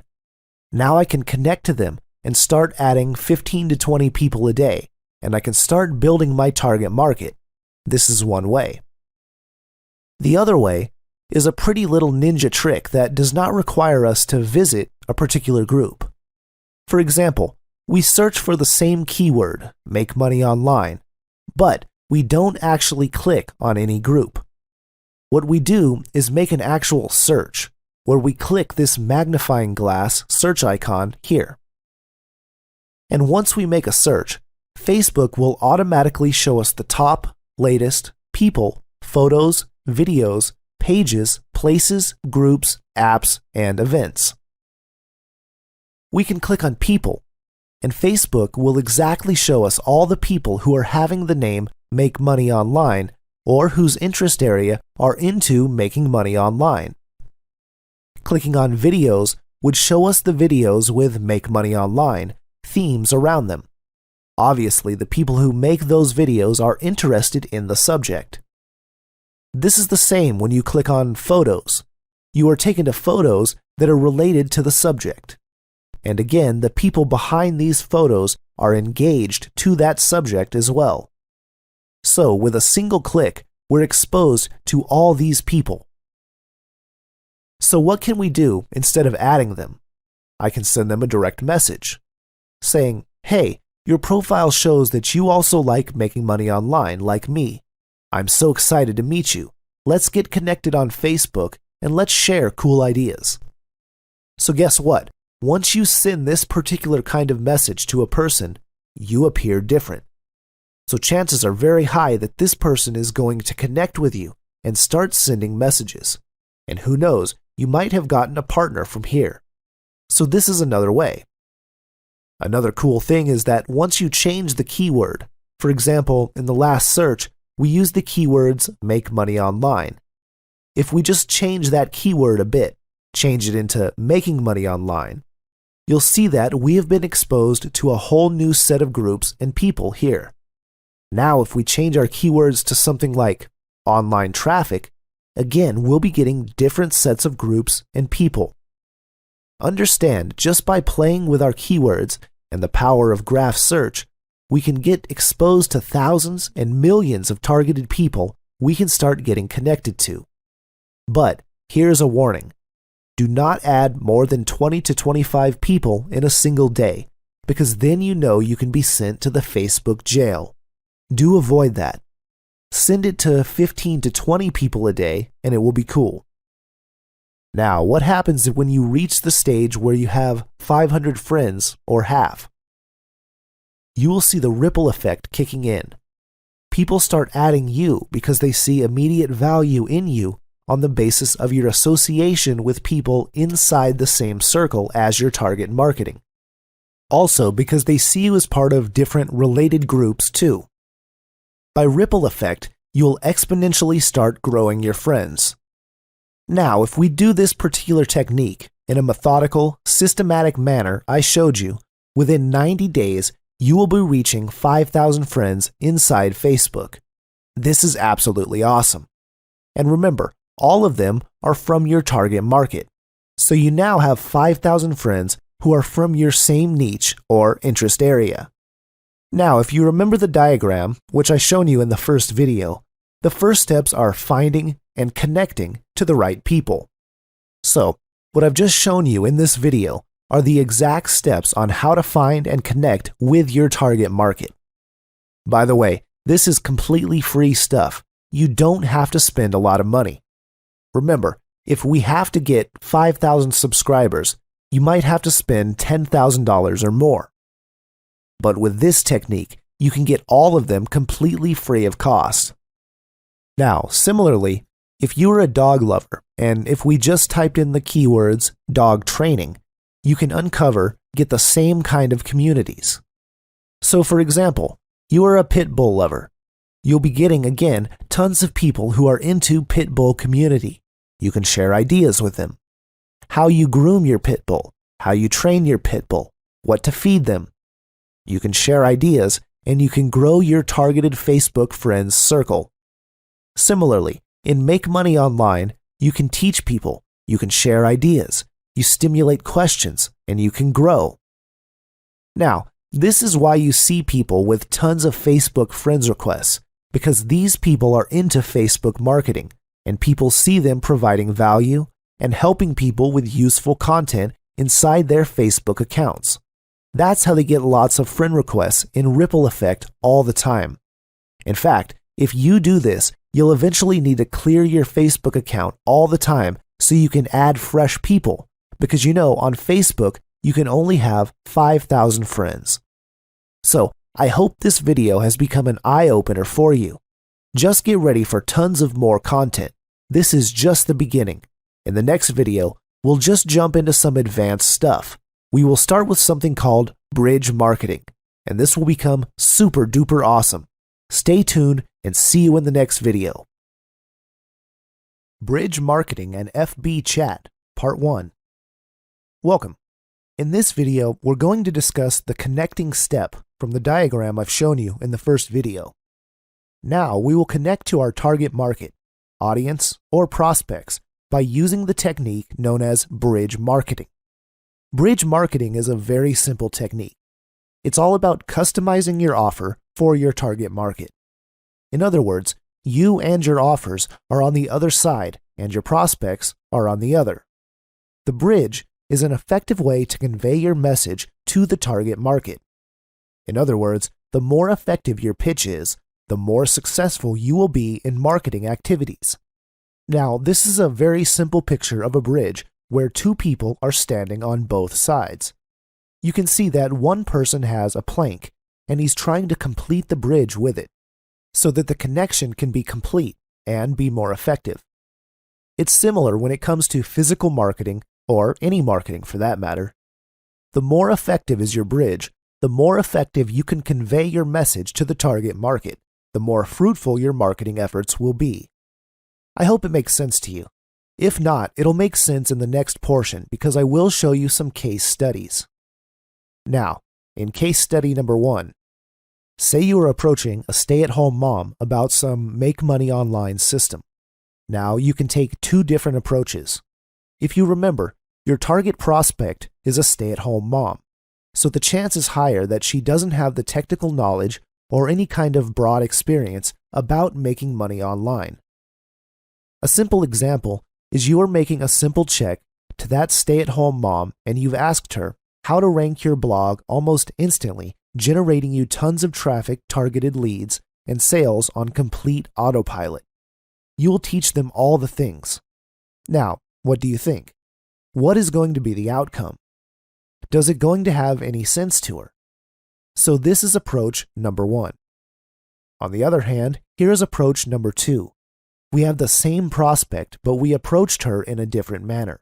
You asked the lady, discover how a complete tech-challenged, a stay-at-home mom of 2 kids makes some money online spending less than 30 minutes every day. So what do you think? What is going to be the more effective pitch?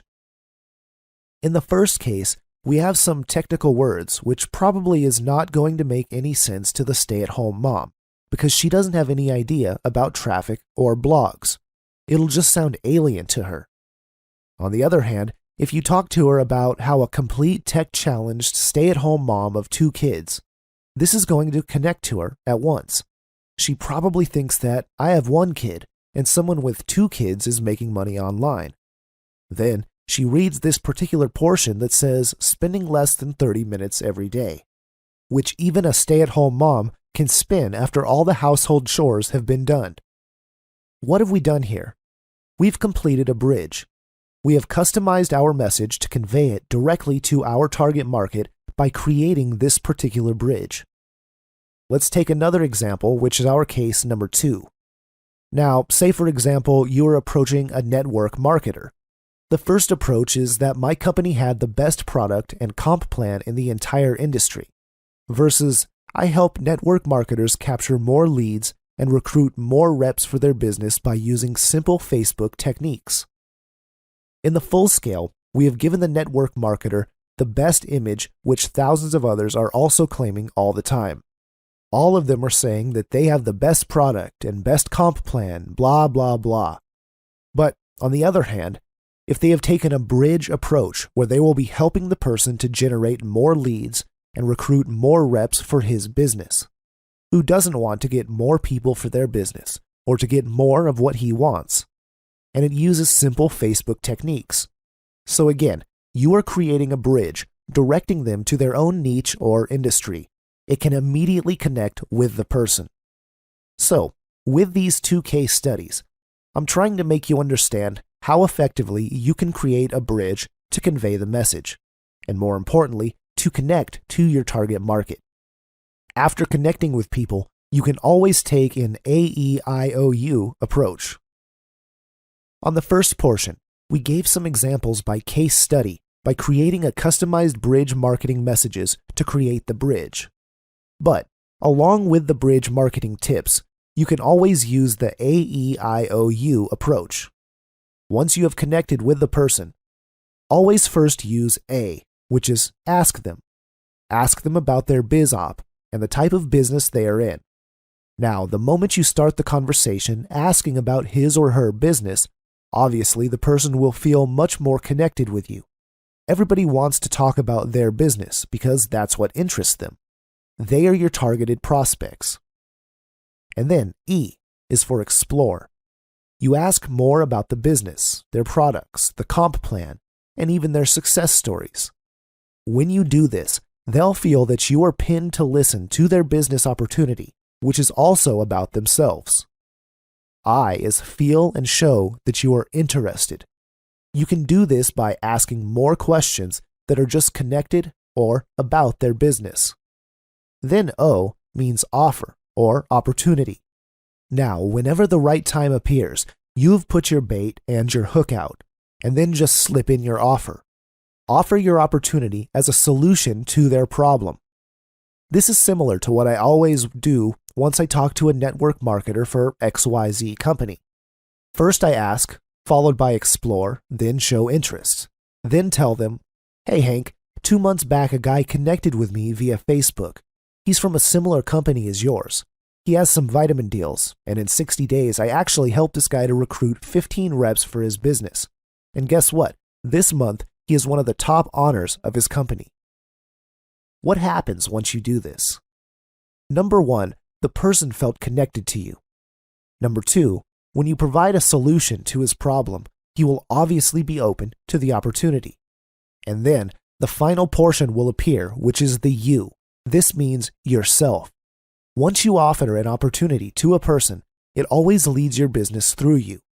In our industry, we use the Facebook chat recipe method. This is a free method to generate leads and sales. Everybody wants to join a person. Nobody wants to join a company first, or a product, or a comp plan. People join people. If you are in a particular niche of affiliate sales, network marketing, or some kind of MLM business, you're promoting something. Now you lead your business through you. So, how are you going to help a person? By delivering the product to that particular person as a person or leader. So I believe that just makes sense to you. Which brings us to one of the ninja passes, which I'm going to show you live. It's called the Edge Ranking Mechanism. To show that, let me go directly to my Facebook account so I can do it live. Now, I'm inside my Facebook page. This is a very, very secret technique that we use.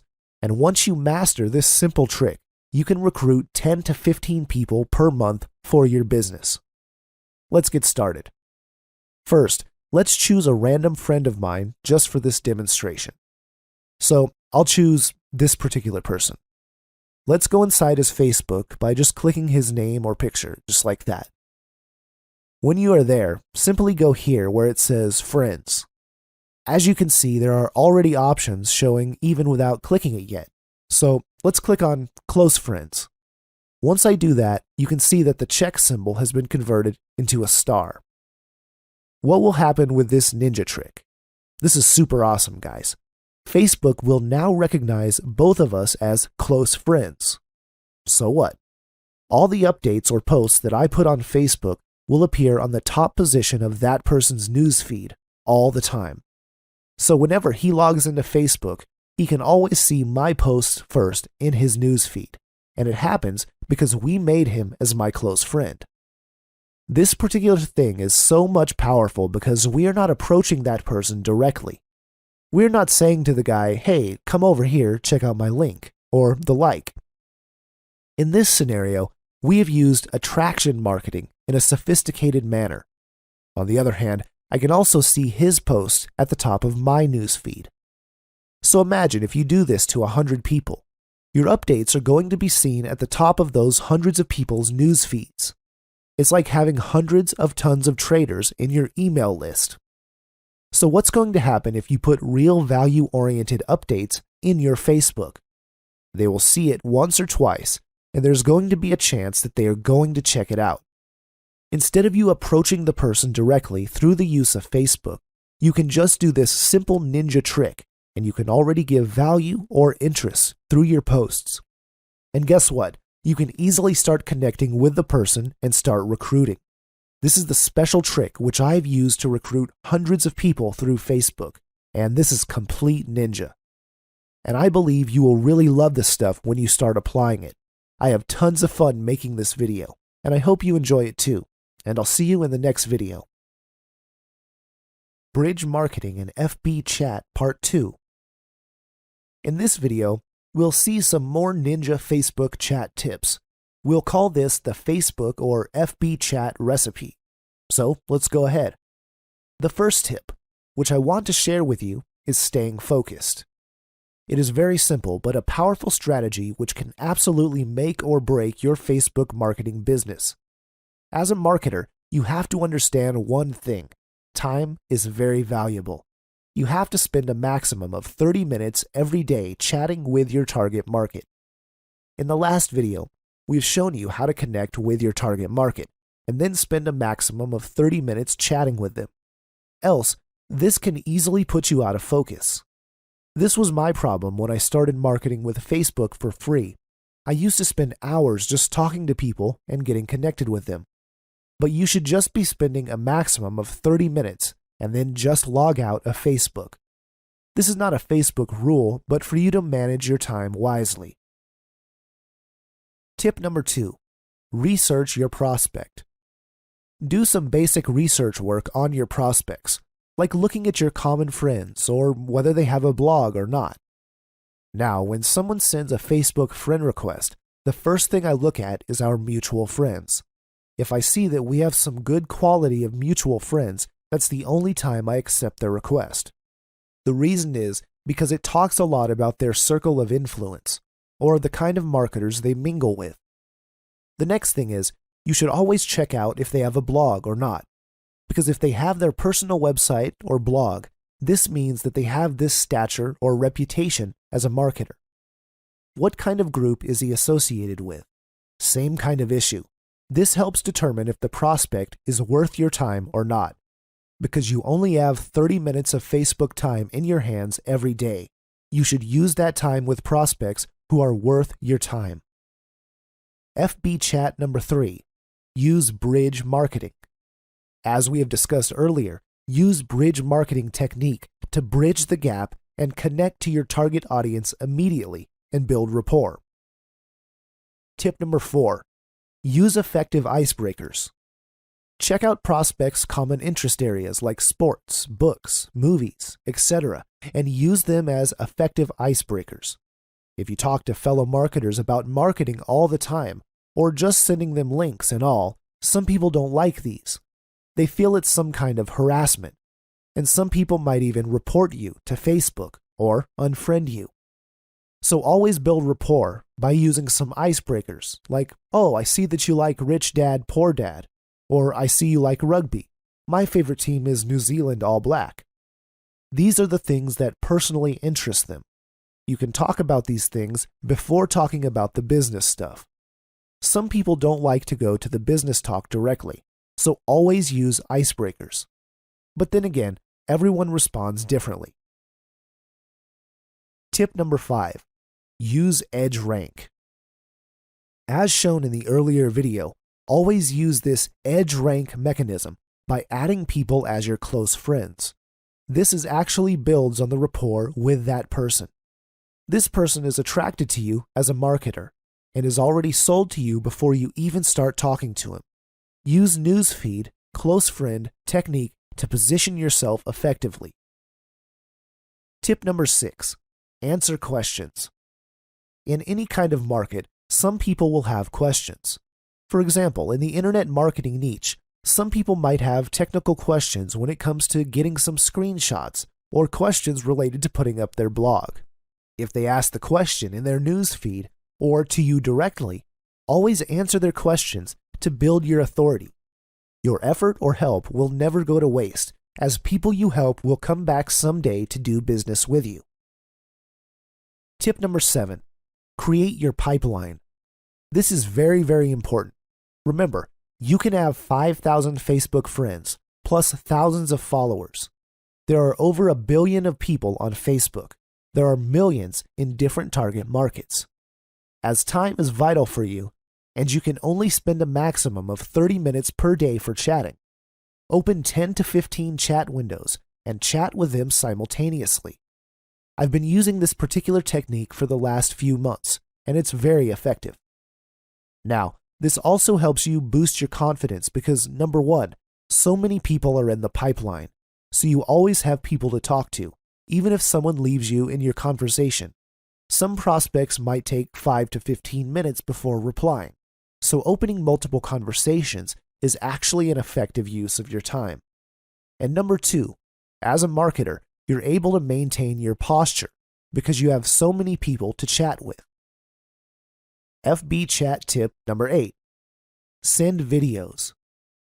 This is completely a ninja trick and works like magic. You don't even have to show your face in the video to do this. You can have screen recording videos by using screen recorders like Camtasia or ScreenFlow. Instead of normal text chat, send your prospect a customized video to answer their question or sharing some cool tips. Also, Instead of using a normal text chat, you can use a video selfie introducing yourself. Say, "Hi John, I'm glad to be connected to you here on Facebook. I'm so-and-so from this country. I do this and that," mentioning something the person you're talking to could relate with. "I see we're both interested in building our business." It doesn't have to be a long video, 30 seconds would even suffice. Send it via Dropbox or upload it via YouTube on unlisted mode. Using videos this way will differentiate you to the 99% of marketers out there. You will see the difference in the reaction almost immediately. Everybody wants to talk to a person who's different and sincere, a person who takes his job seriously. And most importantly, FB Chat tip number 9, move to call to action. This is the most crucial step for your success. Now that you have initiated some interaction, built rapport and authority, don't be afraid to send your business-related link. Offer the opportunity or goods that you have to the other person, because who knows, he might just be looking for what you have. In other words, do not be afraid of rejection. Use your bait at the right moment. Remember, you have 5,000 FB friends and growing. You have your Facebook fan page. You have your followers. So you don't have to be afraid. Instead, you should be there building your business with a lot of courage. Bridge Marketing and FB Chat Part 2. I believe these 9 Facebook chat recipes are going to open up your mind about what you could do with Facebook to grow your business without the use of ads. Use these techniques diligently, take action, and apply. I'll see you in the next video. Infinite Facebook subscribers and followers for free. This particular video can be the most important video in your Facebook marketing career / online marketing career so far. Because I'm going to be sharing so much value in this video that this video can bring a complete shift in the way you do your marketing. Now, this video is about having infinite Facebook subscribers and followers for free. And the best part is, this doesn't cost you a dime on Facebook. You can do this for free of cost. So, let's get started. Have you ever seen people with thousands of subscribers on Facebook? When you go to their Facebook profile, you'll see thousands of followers. And often you wonder how to get thousands of people to subscribe to you on Facebook, because you might not be someone who has an authority or who has big product launches where everyone adores you. We do not need to have all those things. But you can have that massive number of subscribers and followers for free just by following this video. Well, it's actually easier than you think. Now, the first thing that you need to ask yourself is why it is so important to have subscribers and followers inside your Facebook account, and why every big marketer out there has so many followers. What is the advantage? Because it is free advertising. When we subscribe to you, your post shows in the news feed organically, and you don't pay a dime for this. When someone subscribed to you on Facebook, your posts, pictures, or any type of updates show at the top of their news feed. So it's there in front of their eyes when they log in on Facebook. In turn, you get bigger reach and more exposure. Also, a subscriber on Facebook is similar to an email opt-in. They're like your email subscribers. You'll send them an email, and once they log inside their Gmail or their Yahoo Mail, they can see your email and they can peek or read whatever you have sent them. Similarly, a Facebook subscriber can also see your updates once they log in. The difference between an email and Facebook is that Facebook is a type of social media. So when they receive an email from you, they are already thinking it might be some kind of opportunity or an affiliate offer. While on Facebook, when you have an update, they think that it is some kind of new and interesting information. People read the updates and information or check the photo if there is. It happens naturally since a lot of people are hooked to social medias, especially Facebook nowadays. So I guess you can already get what I'm trying to derive. Now, imagine how much it will cost you to get 1,000 email subscribers. Probably $1,000, if not more. But you can get 1,000 subscribers on Facebook for free. How cool is that? Now, how do you do that? How can we get thousands of subscribers in our Facebook accounts? I will give you the tricks for that. Trick number 1. Tell people to subscribe to your news feed. Very simple. Tell people to subscribe to you immediately after they've accepted your friend request, or vice versa. When you send somebody a request, or somebody sends friend request, you can use this particular screenshot, which I've also given in the PDF report. You have to tell them to go to your account, go to the friend button, and just click on the Get Notifications button. But usually that is already automatic once you are friends. So they can just click on the following button and change it to See First, so they can see your posts at the top of the news feed every time you have an update or post. Trick number 2.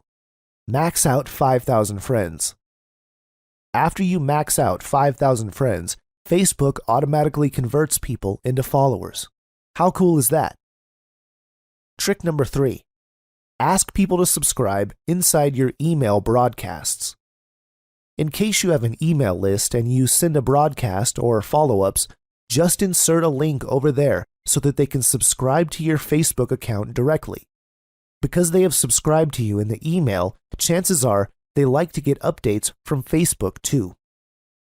Trick number 4. Subscribe through blog and website. If you have a blog or a website, you can directly upload a subscribe button there. So if they visit that page, they can directly click it and subscribe to you on Facebook. To know more about that, I put the link on the PDF file, so just get it and you can get started. It's very easy. And lastly, I'd like to show you something on Facebook to get you started with your followers. So, we're here on my Facebook account right now. First, you have to click on the upper rightmost button, which looks like an arrow pointing down. When you're there, click on Help. After clicking that, type in Desktop Help in the box provided. You can see some guide questions which are related with what you've typed. So let's just click on See More for Desktop Help. You're going to be led to this page. The next step is to click Connecting and Follow after that. On this page, you can see the basic things like the meaning of follow on Facebook. You can also see how to get started, how to follow public updates, and how to manage your followers. You just click on the basic questions there to read the answers. So, I believe that you have learned a lot of tricks to increase your subscribers and followers on Facebook for free. I also hope that you understood the effectiveness of having a big number of followers. These techniques are absolutely awesome, so apply them all to put your business to the next level. Thank you so much, guys, and I'll see you in the next video. Creating customized Facebook images. In this module, we'll learn how to create customized Facebook images. This image, which you can see on your screen, is our example. Imagine if you can create this sort of branded images on a daily basis. How cool is that? Now, once you start creating this kind of Facebook post and you start updating your fan page on a daily basis, or your personal account with these kinds of posts, you'll stand out as a marketer.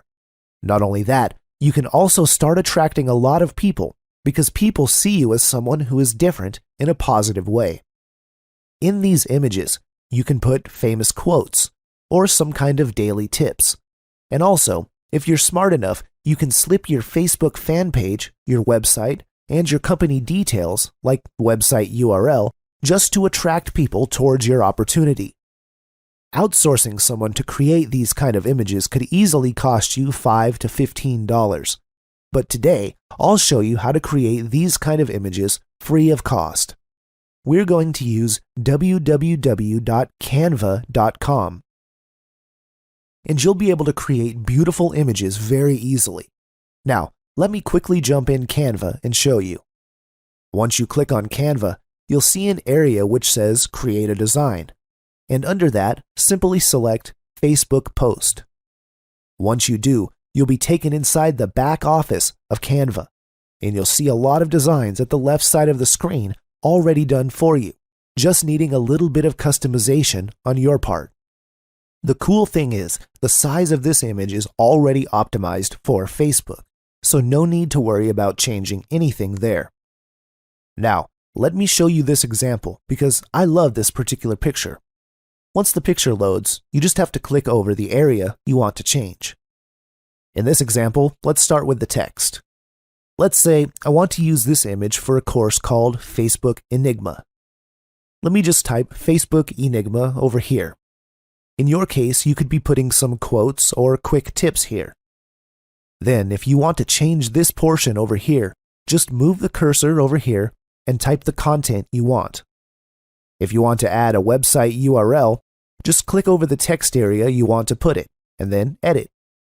You can customize the font, the color, and the size as well. Use these options to make your graphic elements stand out. You can also change the background by selecting the background pane at the left side of the screen. You can choose from free and paid options. Also, you can adjust the angles of the elements present in your image by clicking on it. Then click over the counterclockwise arrow below the element, which says Rotate this element, and simply hold and rotate. Once you're happy with your design, you're now ready to download it. Simply go over at the upper right hand of the screen and click on Download. You can either choose JPG or PNG format. Both work, so you can choose any of the two. And all you have to do next is upload that image to your Facebook account or fan page. Do this on a daily basis, and you'd be filling your Facebook account with high-quality, cool posts very easily. Canva even allows you to create your Facebook cover page, and again, it's point and click simple. You can even charge people for Facebook graphic services. I believe that this particular tool is going to be very, very helpful for you to brand yourself on Facebook, have daily updates, and all this cool stuff. It'll mean that you can also save a lot of money, right? So thank you for watching this video. Enjoy this stuff, implement, and see you on the next module. Hi, my friend. How are you doing? I hope you're having fun. In this particular module, we're going to show you how to set up your Facebook fan page. First of all, let's look at the reason why we need a Facebook fan page. If you look at any business or any marketer or any individual in the last 2 to 4 years, everybody, I mean everybody but none, has a Facebook fan page. There's something inside a Facebook fan page. That's why everybody has one. Let's look at the reasons and let's dissect them one by one. A personal Facebook account is completely different from a Facebook fan page. Facebook has made a personal account for the social interaction, to post your updates, to connect to your friends and colleagues and say hi to them or post comments in the pictures. But some people do use that aggressively to build their business, which is a complete no-no in the books of Facebook. So, Facebook has given us the option of creating a fan page. This is to expand your brand, create your brand avenues, sell your products, and communicate to your clients. You can be in any niche like music, baking, internet marketing, or even dog training. You can have a fan page and build your business. As I told you, a fan page helps you to brand yourself and get your instant authority online. You can also get unlimited reach to interact with. As mentioned earlier, a personal page has only 5,000 friends limitation, but inside a fan page, you can have millions of people who can like and subscribe to your page. Interaction with people sharing the same passion will decide to like your page. When someone likes your page, for example, I liked your page, it means that I give you the confirmation that I am officially your fan inside Facebook. It means that I want to get updates and I want to learn from you. And guess what? Once you have your fan page ready, you can provide value to them, mentor, and teach them. You can lead these targeted people because they are from that exact target niche. A fan base of people making money online is pretty different from a fan base of a music community like guitarists, for example. So the first thing you have to understand is a fan base or a Facebook fan page helps us target our niche market and have our followers go there. You can build any sort of business using Facebook fan page, and that's really important. The reach of Facebook gets so much wide, and with the growing popularity of Facebook, everybody is hooked with their laptops, tablets, and smartphones.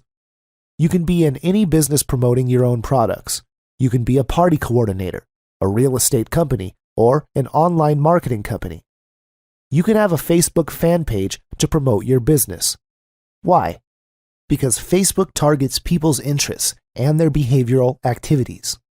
That's why you can get tons or hundreds and millions of them inside Facebook. So it's easier for you to target them and build a great business. Let's look at a few more basics about Facebook fan page. If you want to create a Facebook fan page, you can just go to facebook.com/pages/create. Also, instead of trying to keep up with changes in Facebook cover and timeline photos by searching the internet, check out this page that always has the latest sizes: www.facebook.com/cover-photo-size. This is for you to know the appropriate sizes or dimensions for your profile and cover photos. Another thing is, the text inside your cover photo should not exceed 20% of the text-to-image ratio requirements. You can go to www.socialcontest.com/checkimage. So, let's jump inside our sample fan page. Let's look at the details. Once you are inside the fan page, you can see the cover photo and the profile picture. Then you can see a share button to share any kind of updates or stuff. Over here, you can write a little bit of introduction about yourself so they can see what this page is all about and they can get attracted. Also, you can put your website for them to access it right away. On Facebook also, there's an option which is to have your customized link or customized go-to link. So, when somebody visits your Facebook account and they click over here, what happens? They can directly go inside your page or blog or website, whichever you want to promote. So, without you spending a single dime, you can promote your page or your affiliate product or whatever you want. Also, as an advanced marketer, you can have Facebook apps which will be seen on the next videos. This is to engage people so you can get leads and make sales. You can see some of the updates too, which you do to talk to your people. This is to teach and mentor and all that good stuff. As I told you on this particular module, it is all about teaching you by just holding your hand step by step. So, let's do one thing. Let's create a page together so you can understand the basics and you can model this after me. Just click Create Page. Once you do that, you will be sent to this particular page. First of all, they will ask what kind of niche do you belong to. So choose what best applies for you. For example, I want to create a page for social media mastery. I'll choose cause or community. Once you've selected that, write the name of your Facebook fan page. Then click Get Started button after that. After a few seconds, they will verify your account. Next is the setting up of your page. First, you'll have to write a short description of what your page is about. Let's write helping online marketers to become social media marketing experts. You can also put your website. I'll use www.retargeterprofitmaximizer.com. Then they'll ask you to choose a unique Facebook web address to make it easier for people to find your page. This is important. Once you make a page, people should be able to find you easily. If I make a page about social media mastery and people search this particular name, they would instantly understand that this page is about some kind of social media training or the like. Once you have done that, click Save Info. Next, put your profile picture. Then, click Save Photo. Then, Add to Favorites. This means once you add the page to favorites, you can access it from your personal account directly.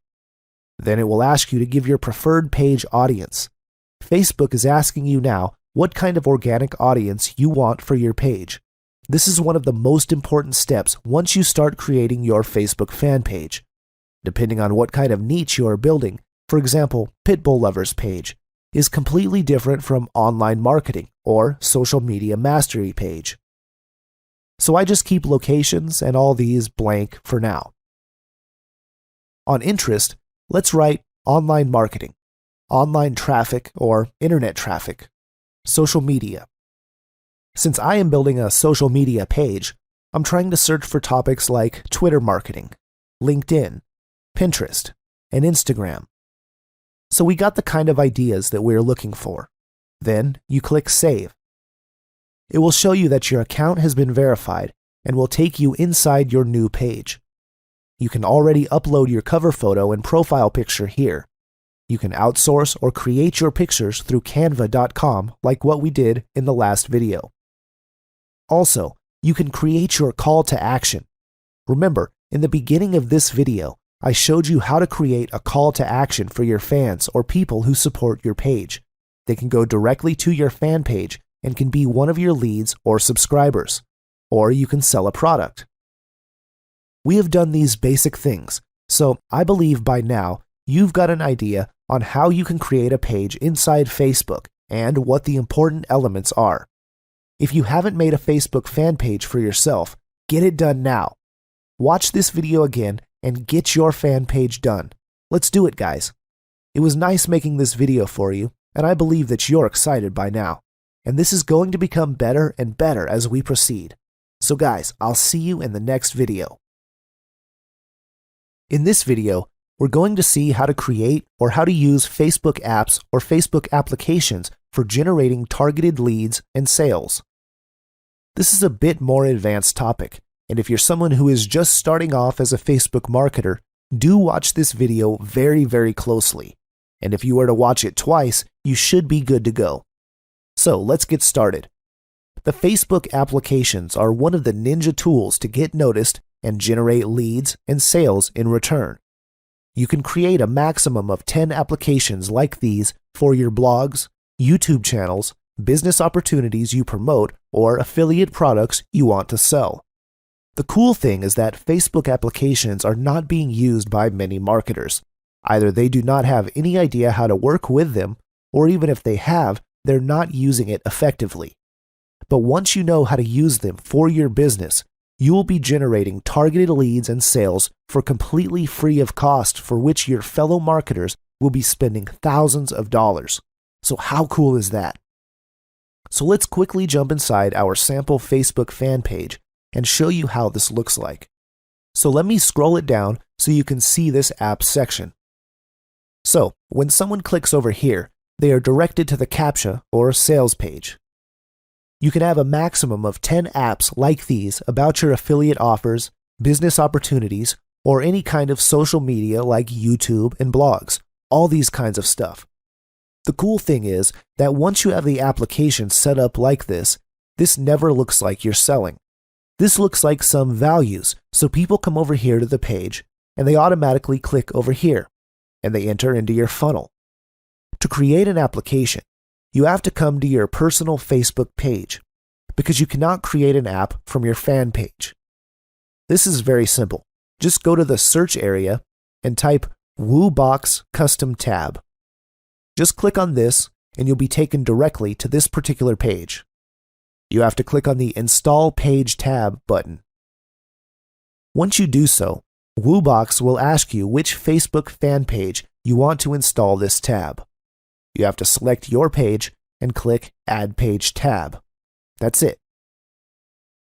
Now, for the demonstration purposes, I've created a demo tab account just to show you the demonstration on how to get started with this.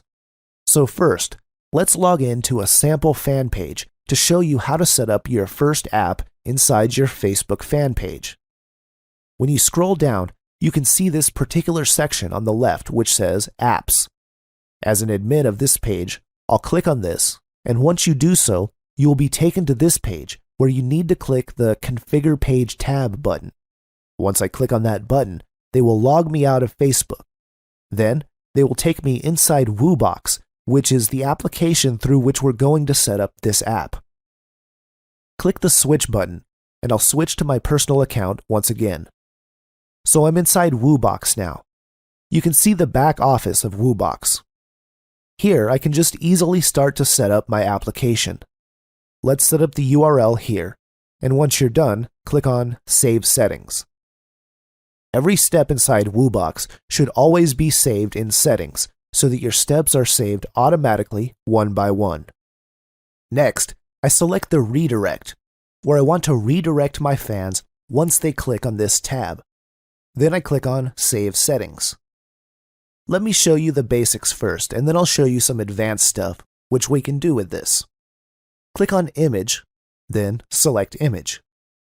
I'll just select an image of which I've created for this application. So my image has been selected. After that, click on Save Settings again. Then you can see an option over here, which is called Fan Gate Settings. There are 3 gate types. When you choose Off, all your visitors will see your page content automatically. The other option is the Subscribe Gate, where visitors will have to join your subscribers list using their name and email address to view your page content. The last choice is the optional Like Gate, where visitors will be asked if they want to like your page before viewing your page content. Facebook policy no longer allows requiring a user like your page, so just choose the option that you think works for you. Next, I'll go to the tab settings and write Instant Cash Machine. This is the name of the app of which I want to give. Now, if I click on View Facebook tab, it will automatically take me inside my Facebook fan page where I have created this particular application. Just for the demonstration purpose, we can see that the app has been created now. The pictures and the good stuff will appear. So, whenever someone comes over here and clicks this particular application, they will be directly taken into the sales funnel, or into the CAPTCHA page, or into the YouTube page or the blog which you want to promote as a marketer. So you can see, guys, how easy this is to set up these applications for your Facebook fan page. Now, a recap. First, you should go to Woobox, install the application for free, then set up the page for your apps. Second, go to the back office of Woobox and select the URL where you want your people to go once they click on the app. Also, choose an image for your application like what we did in our sample account. And also, never ever forget to save your settings once you are done working with this. I believe that these steps are super duper easy for you to kind of model because this is as simple as it might get. Let me show you how this application looks like once you have set this up inside this account.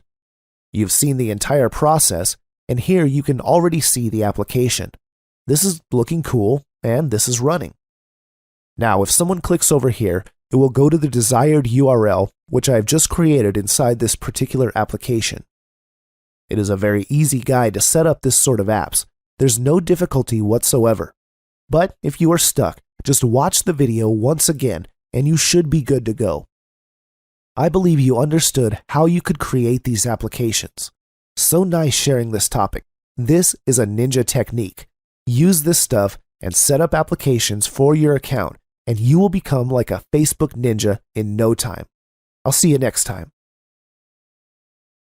Solving Facebook Advertising Enigma. Hey guys, in this particular video, we're going to be diving inside Facebook advertisement, so I need you to focus totally. This is one of the most important Facebook advertisement videos to ever come across in your online marketing career. So, if you want to do some other stuff like playing the mobile phone or checking your husband or wife, do stop that now. What I want you to do is grab a pen and paper and have 100% focus inside this video. Let us see the reasons and benefits of using Facebook advertisements. Facebook ads are used to increase your fan base, as already discussed, to promote your events like a marketing event, a launch, or whatever, for your brand exposure, especially for promoting a product or particular corporate, selling a product or services with external pages, also for targeted lead generations. Now, here are some Facebook advertisement tips. These are some generic tips which apply for any kind of Facebook advertisements. Tip number 1. Research Facebook interest. This is very important. Once you create an ad, Facebook helps you to research interest areas of your target market. This is similar to finding targeted keywords, but the advantage here is that Facebook do suggest you related interests. Always target bigger reach in order to minimize your Facebook advertisement cost. So the rule is that the more reach you have, the less you pay for your Facebook advertisement, which you'll see in the later video once you set up a live campaign. Tip number 2. In case of running a page like or promote your page advertisement, use "click like if you love" phrase. This is very similar to promoting any particular marketing or your own brand page. If you want people to like your page, being creative is unnecessary. Just use a simple phrase like "click like if you love pit bulls" or "click like if you love making money online." As simple as that. Let's go ahead. Tip number 3. Use ad images that pop. This is very important. I'm sure you have seen Facebook advertisements on the right side of your Facebook page or also in your news feeds. The first impression is the most important impression as a prospect, so the image must pop out. Use borders, headshots, and the lesser text, the better it is for you. Tip number 4. Model after the ads you like. I used to do when I started in Facebook marketing the good advertisement, all the pictures, all the good contain, all the headline, which is you to see. I always keep to see, be ready all the same, so you can once you do your advertisement, if you follow 100 to 100 advertisement, and if you know to stop nurturing those ads in your mind.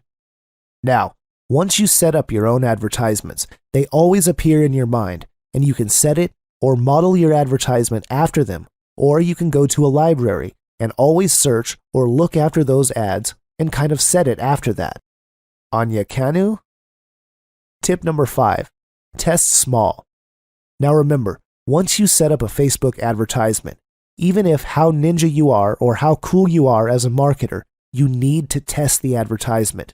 This is because you're going to have a different target market, different spinner, different image, so always test small.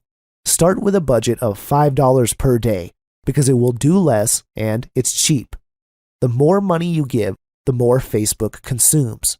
So if you give Facebook $500 a day, it just spends and consumes all of it in one day and just giving you a higher reach.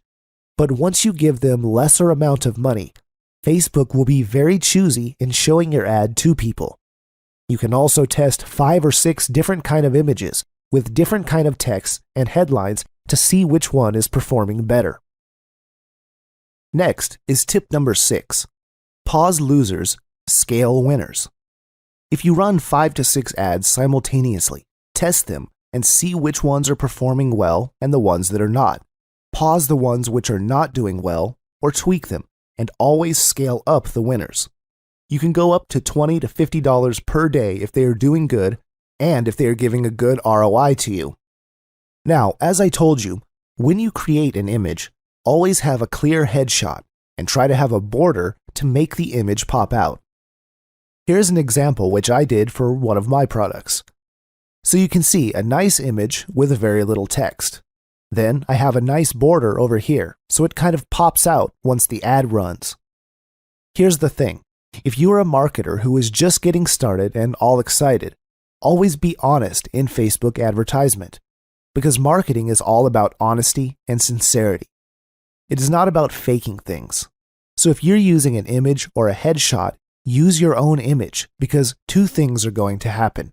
Number 1, you're going to build the trust factor because when someone clicks the image and Googles your sales page and sees your video, they would immediately think, "Oh my God, this person is the real deal. He is a real person." Number 2, it is also building a brand image. Select a picture that can give a story, which can give an impact to your audience. Trust is also built up between you and your audience. Try to give pictures which are showing your happiness, laughter, or enjoyment.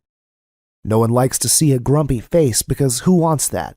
So try to give pictures which kind of show a positive attitude and creates a positive resonance. I believe you got the idea, guys. Moving forward, let's discuss the 3 different kinds of Facebook advertisements. Number 1, promoted post ads or boost post ads. Number 2, promote your page ad or page-like advertisement. And number 3, send people to your website ad, or which was previously known as the external pages ad.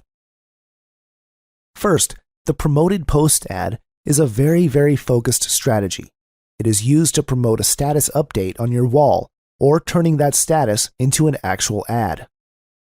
Once you see a particular post doing well, getting likes, comments, and getting a viral effect, you can of course promote that particular post to get more likes and exposure.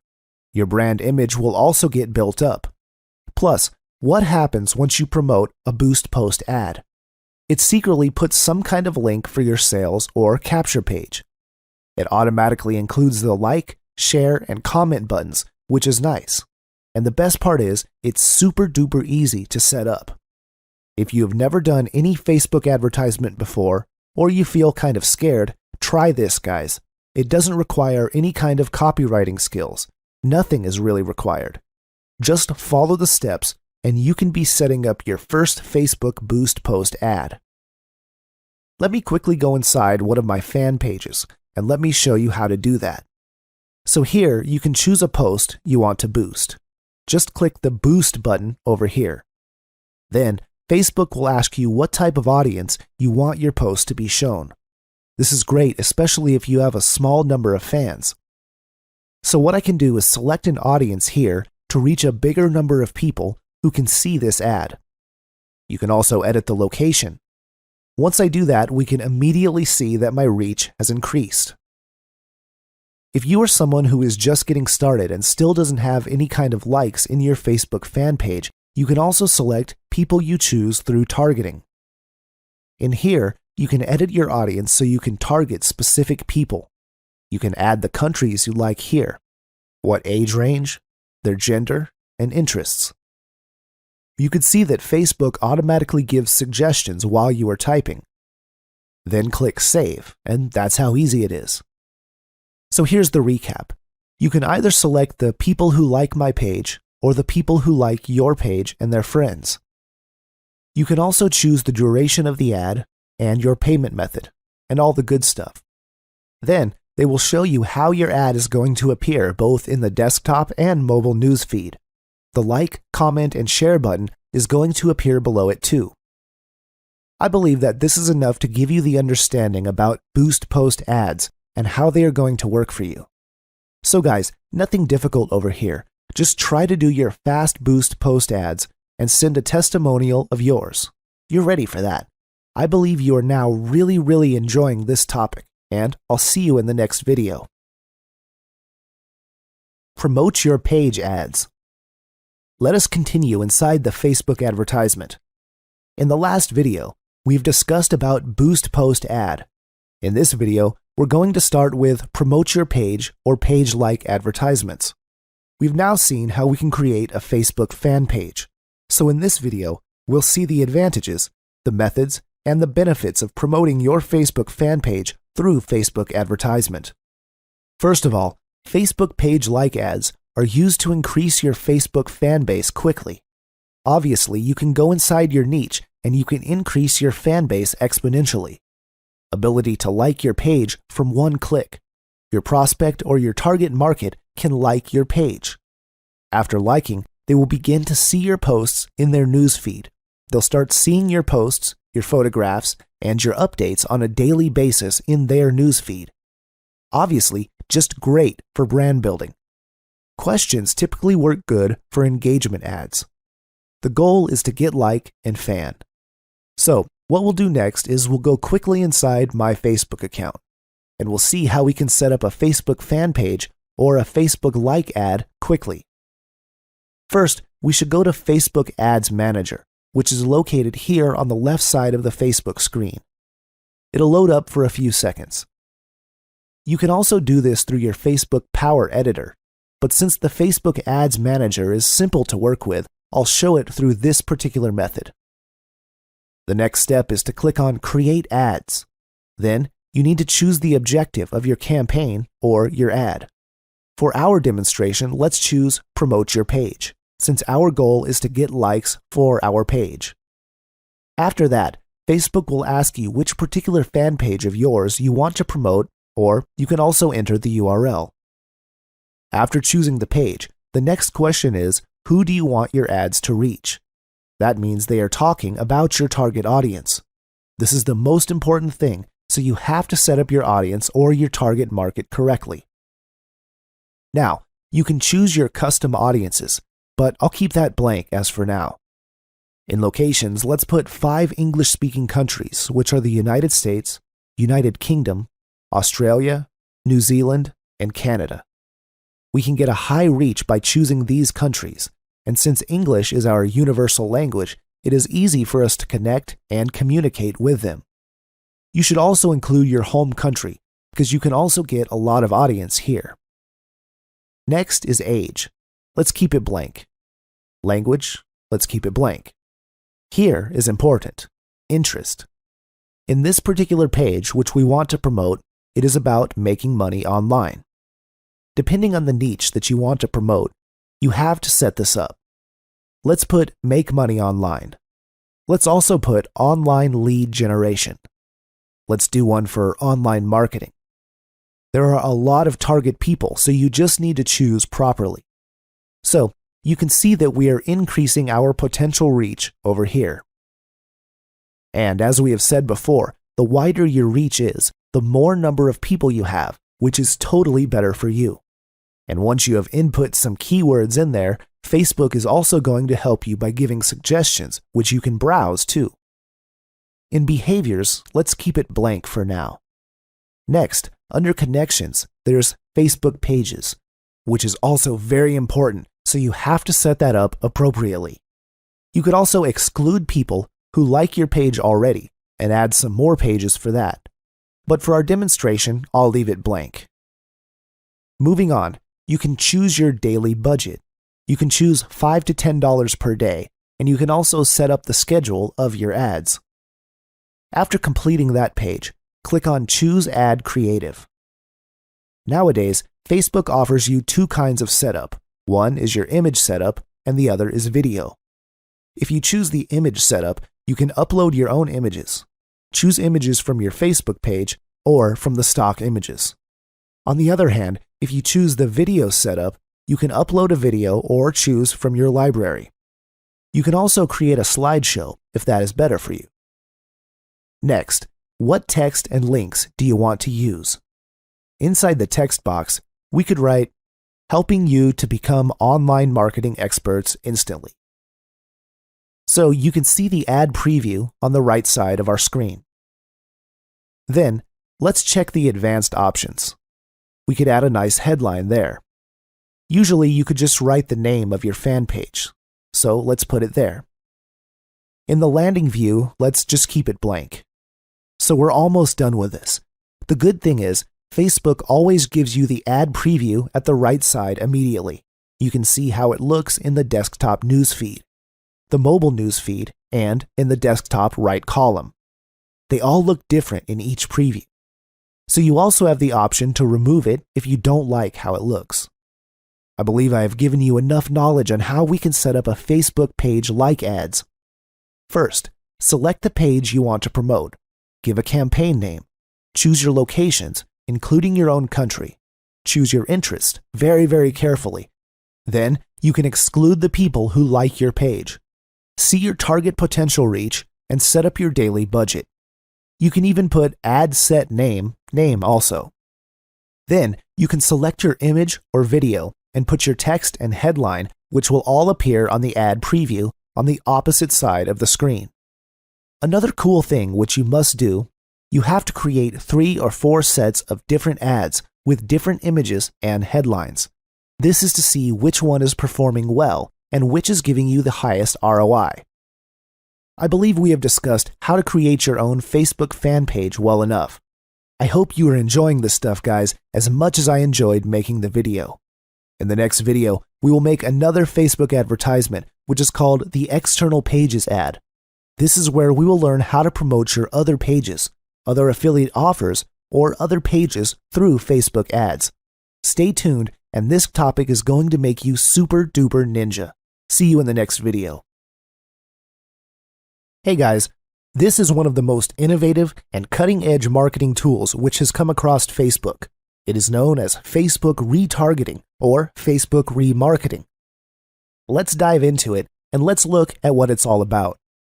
Retargeting simply means the action of remarketing or re-engaging your visitors or traffic with highly targeted ads based on their recent interaction with your product or service when they leave your website without buying or without taking any desired action, like entering an email ID or those similar stuff from you. In simple terms, Facebook retargeting is targeting those visitors or traffic and potential customers who have shown some interest in your product or service by using the Facebook advertising platform. Now, whenever we give any advertisement there, not more than 2% of the visitors will buy from you in the first interaction.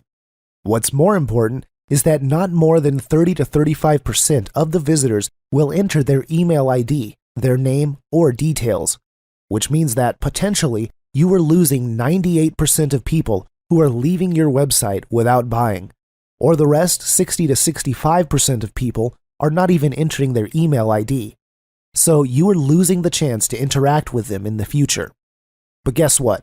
Those people have already shown interest in your product, and as we all know, it takes at least 3 to 4 exposures before you start selling your products, before you're getting that mind share into your customer's mind.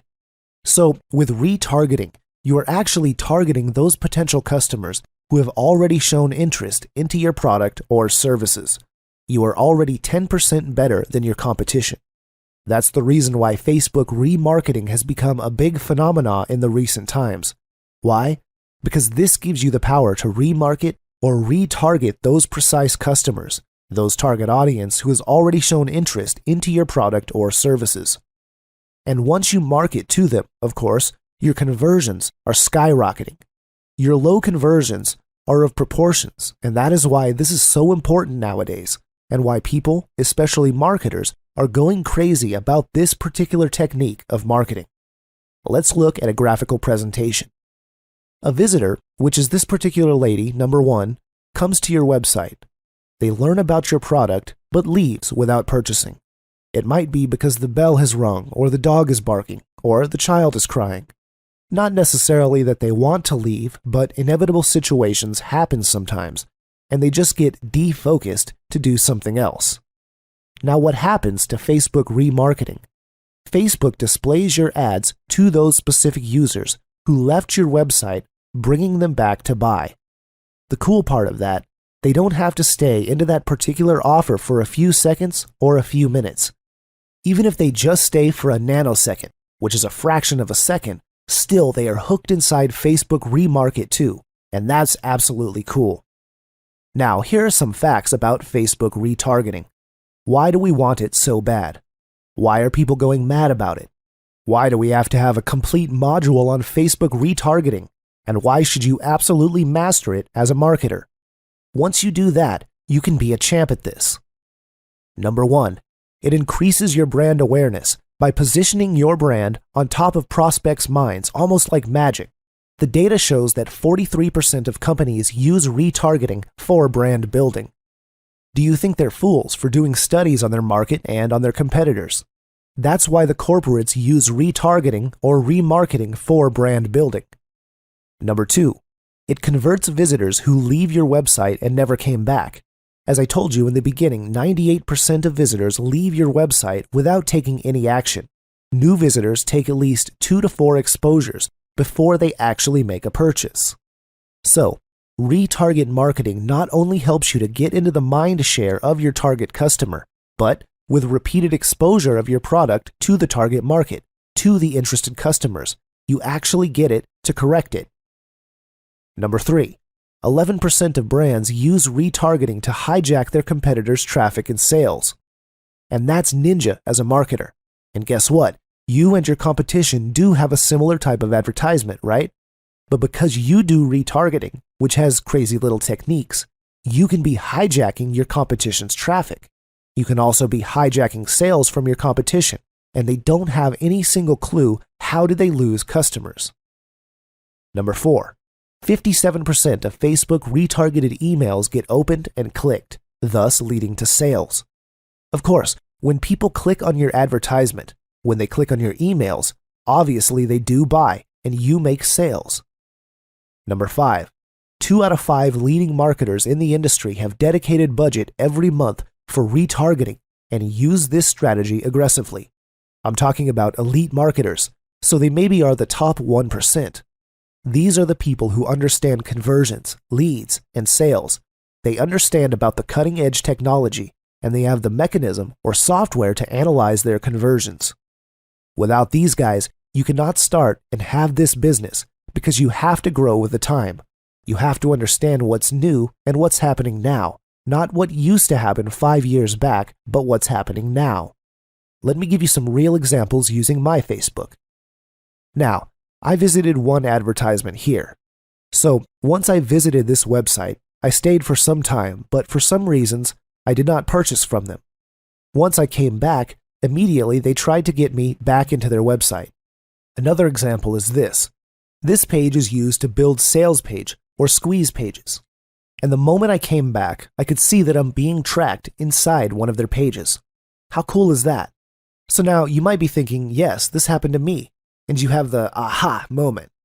Imagine once you do these things in your business, whether you are promoting your own product or services, affiliate offers, or network marketing, whatever you are promoting, once you master these things, imagine how effectively you can build your business, how many more sales, conversions, and leads you can get. Because you are retargeting or remarketing to the exact audience who has already shown interest into your product or services, you could build your brand, getting conversions and leads and making sales like crazy. Since this is remarketing, it is super duper cheap. You could be getting a click for 4 to 5 cents.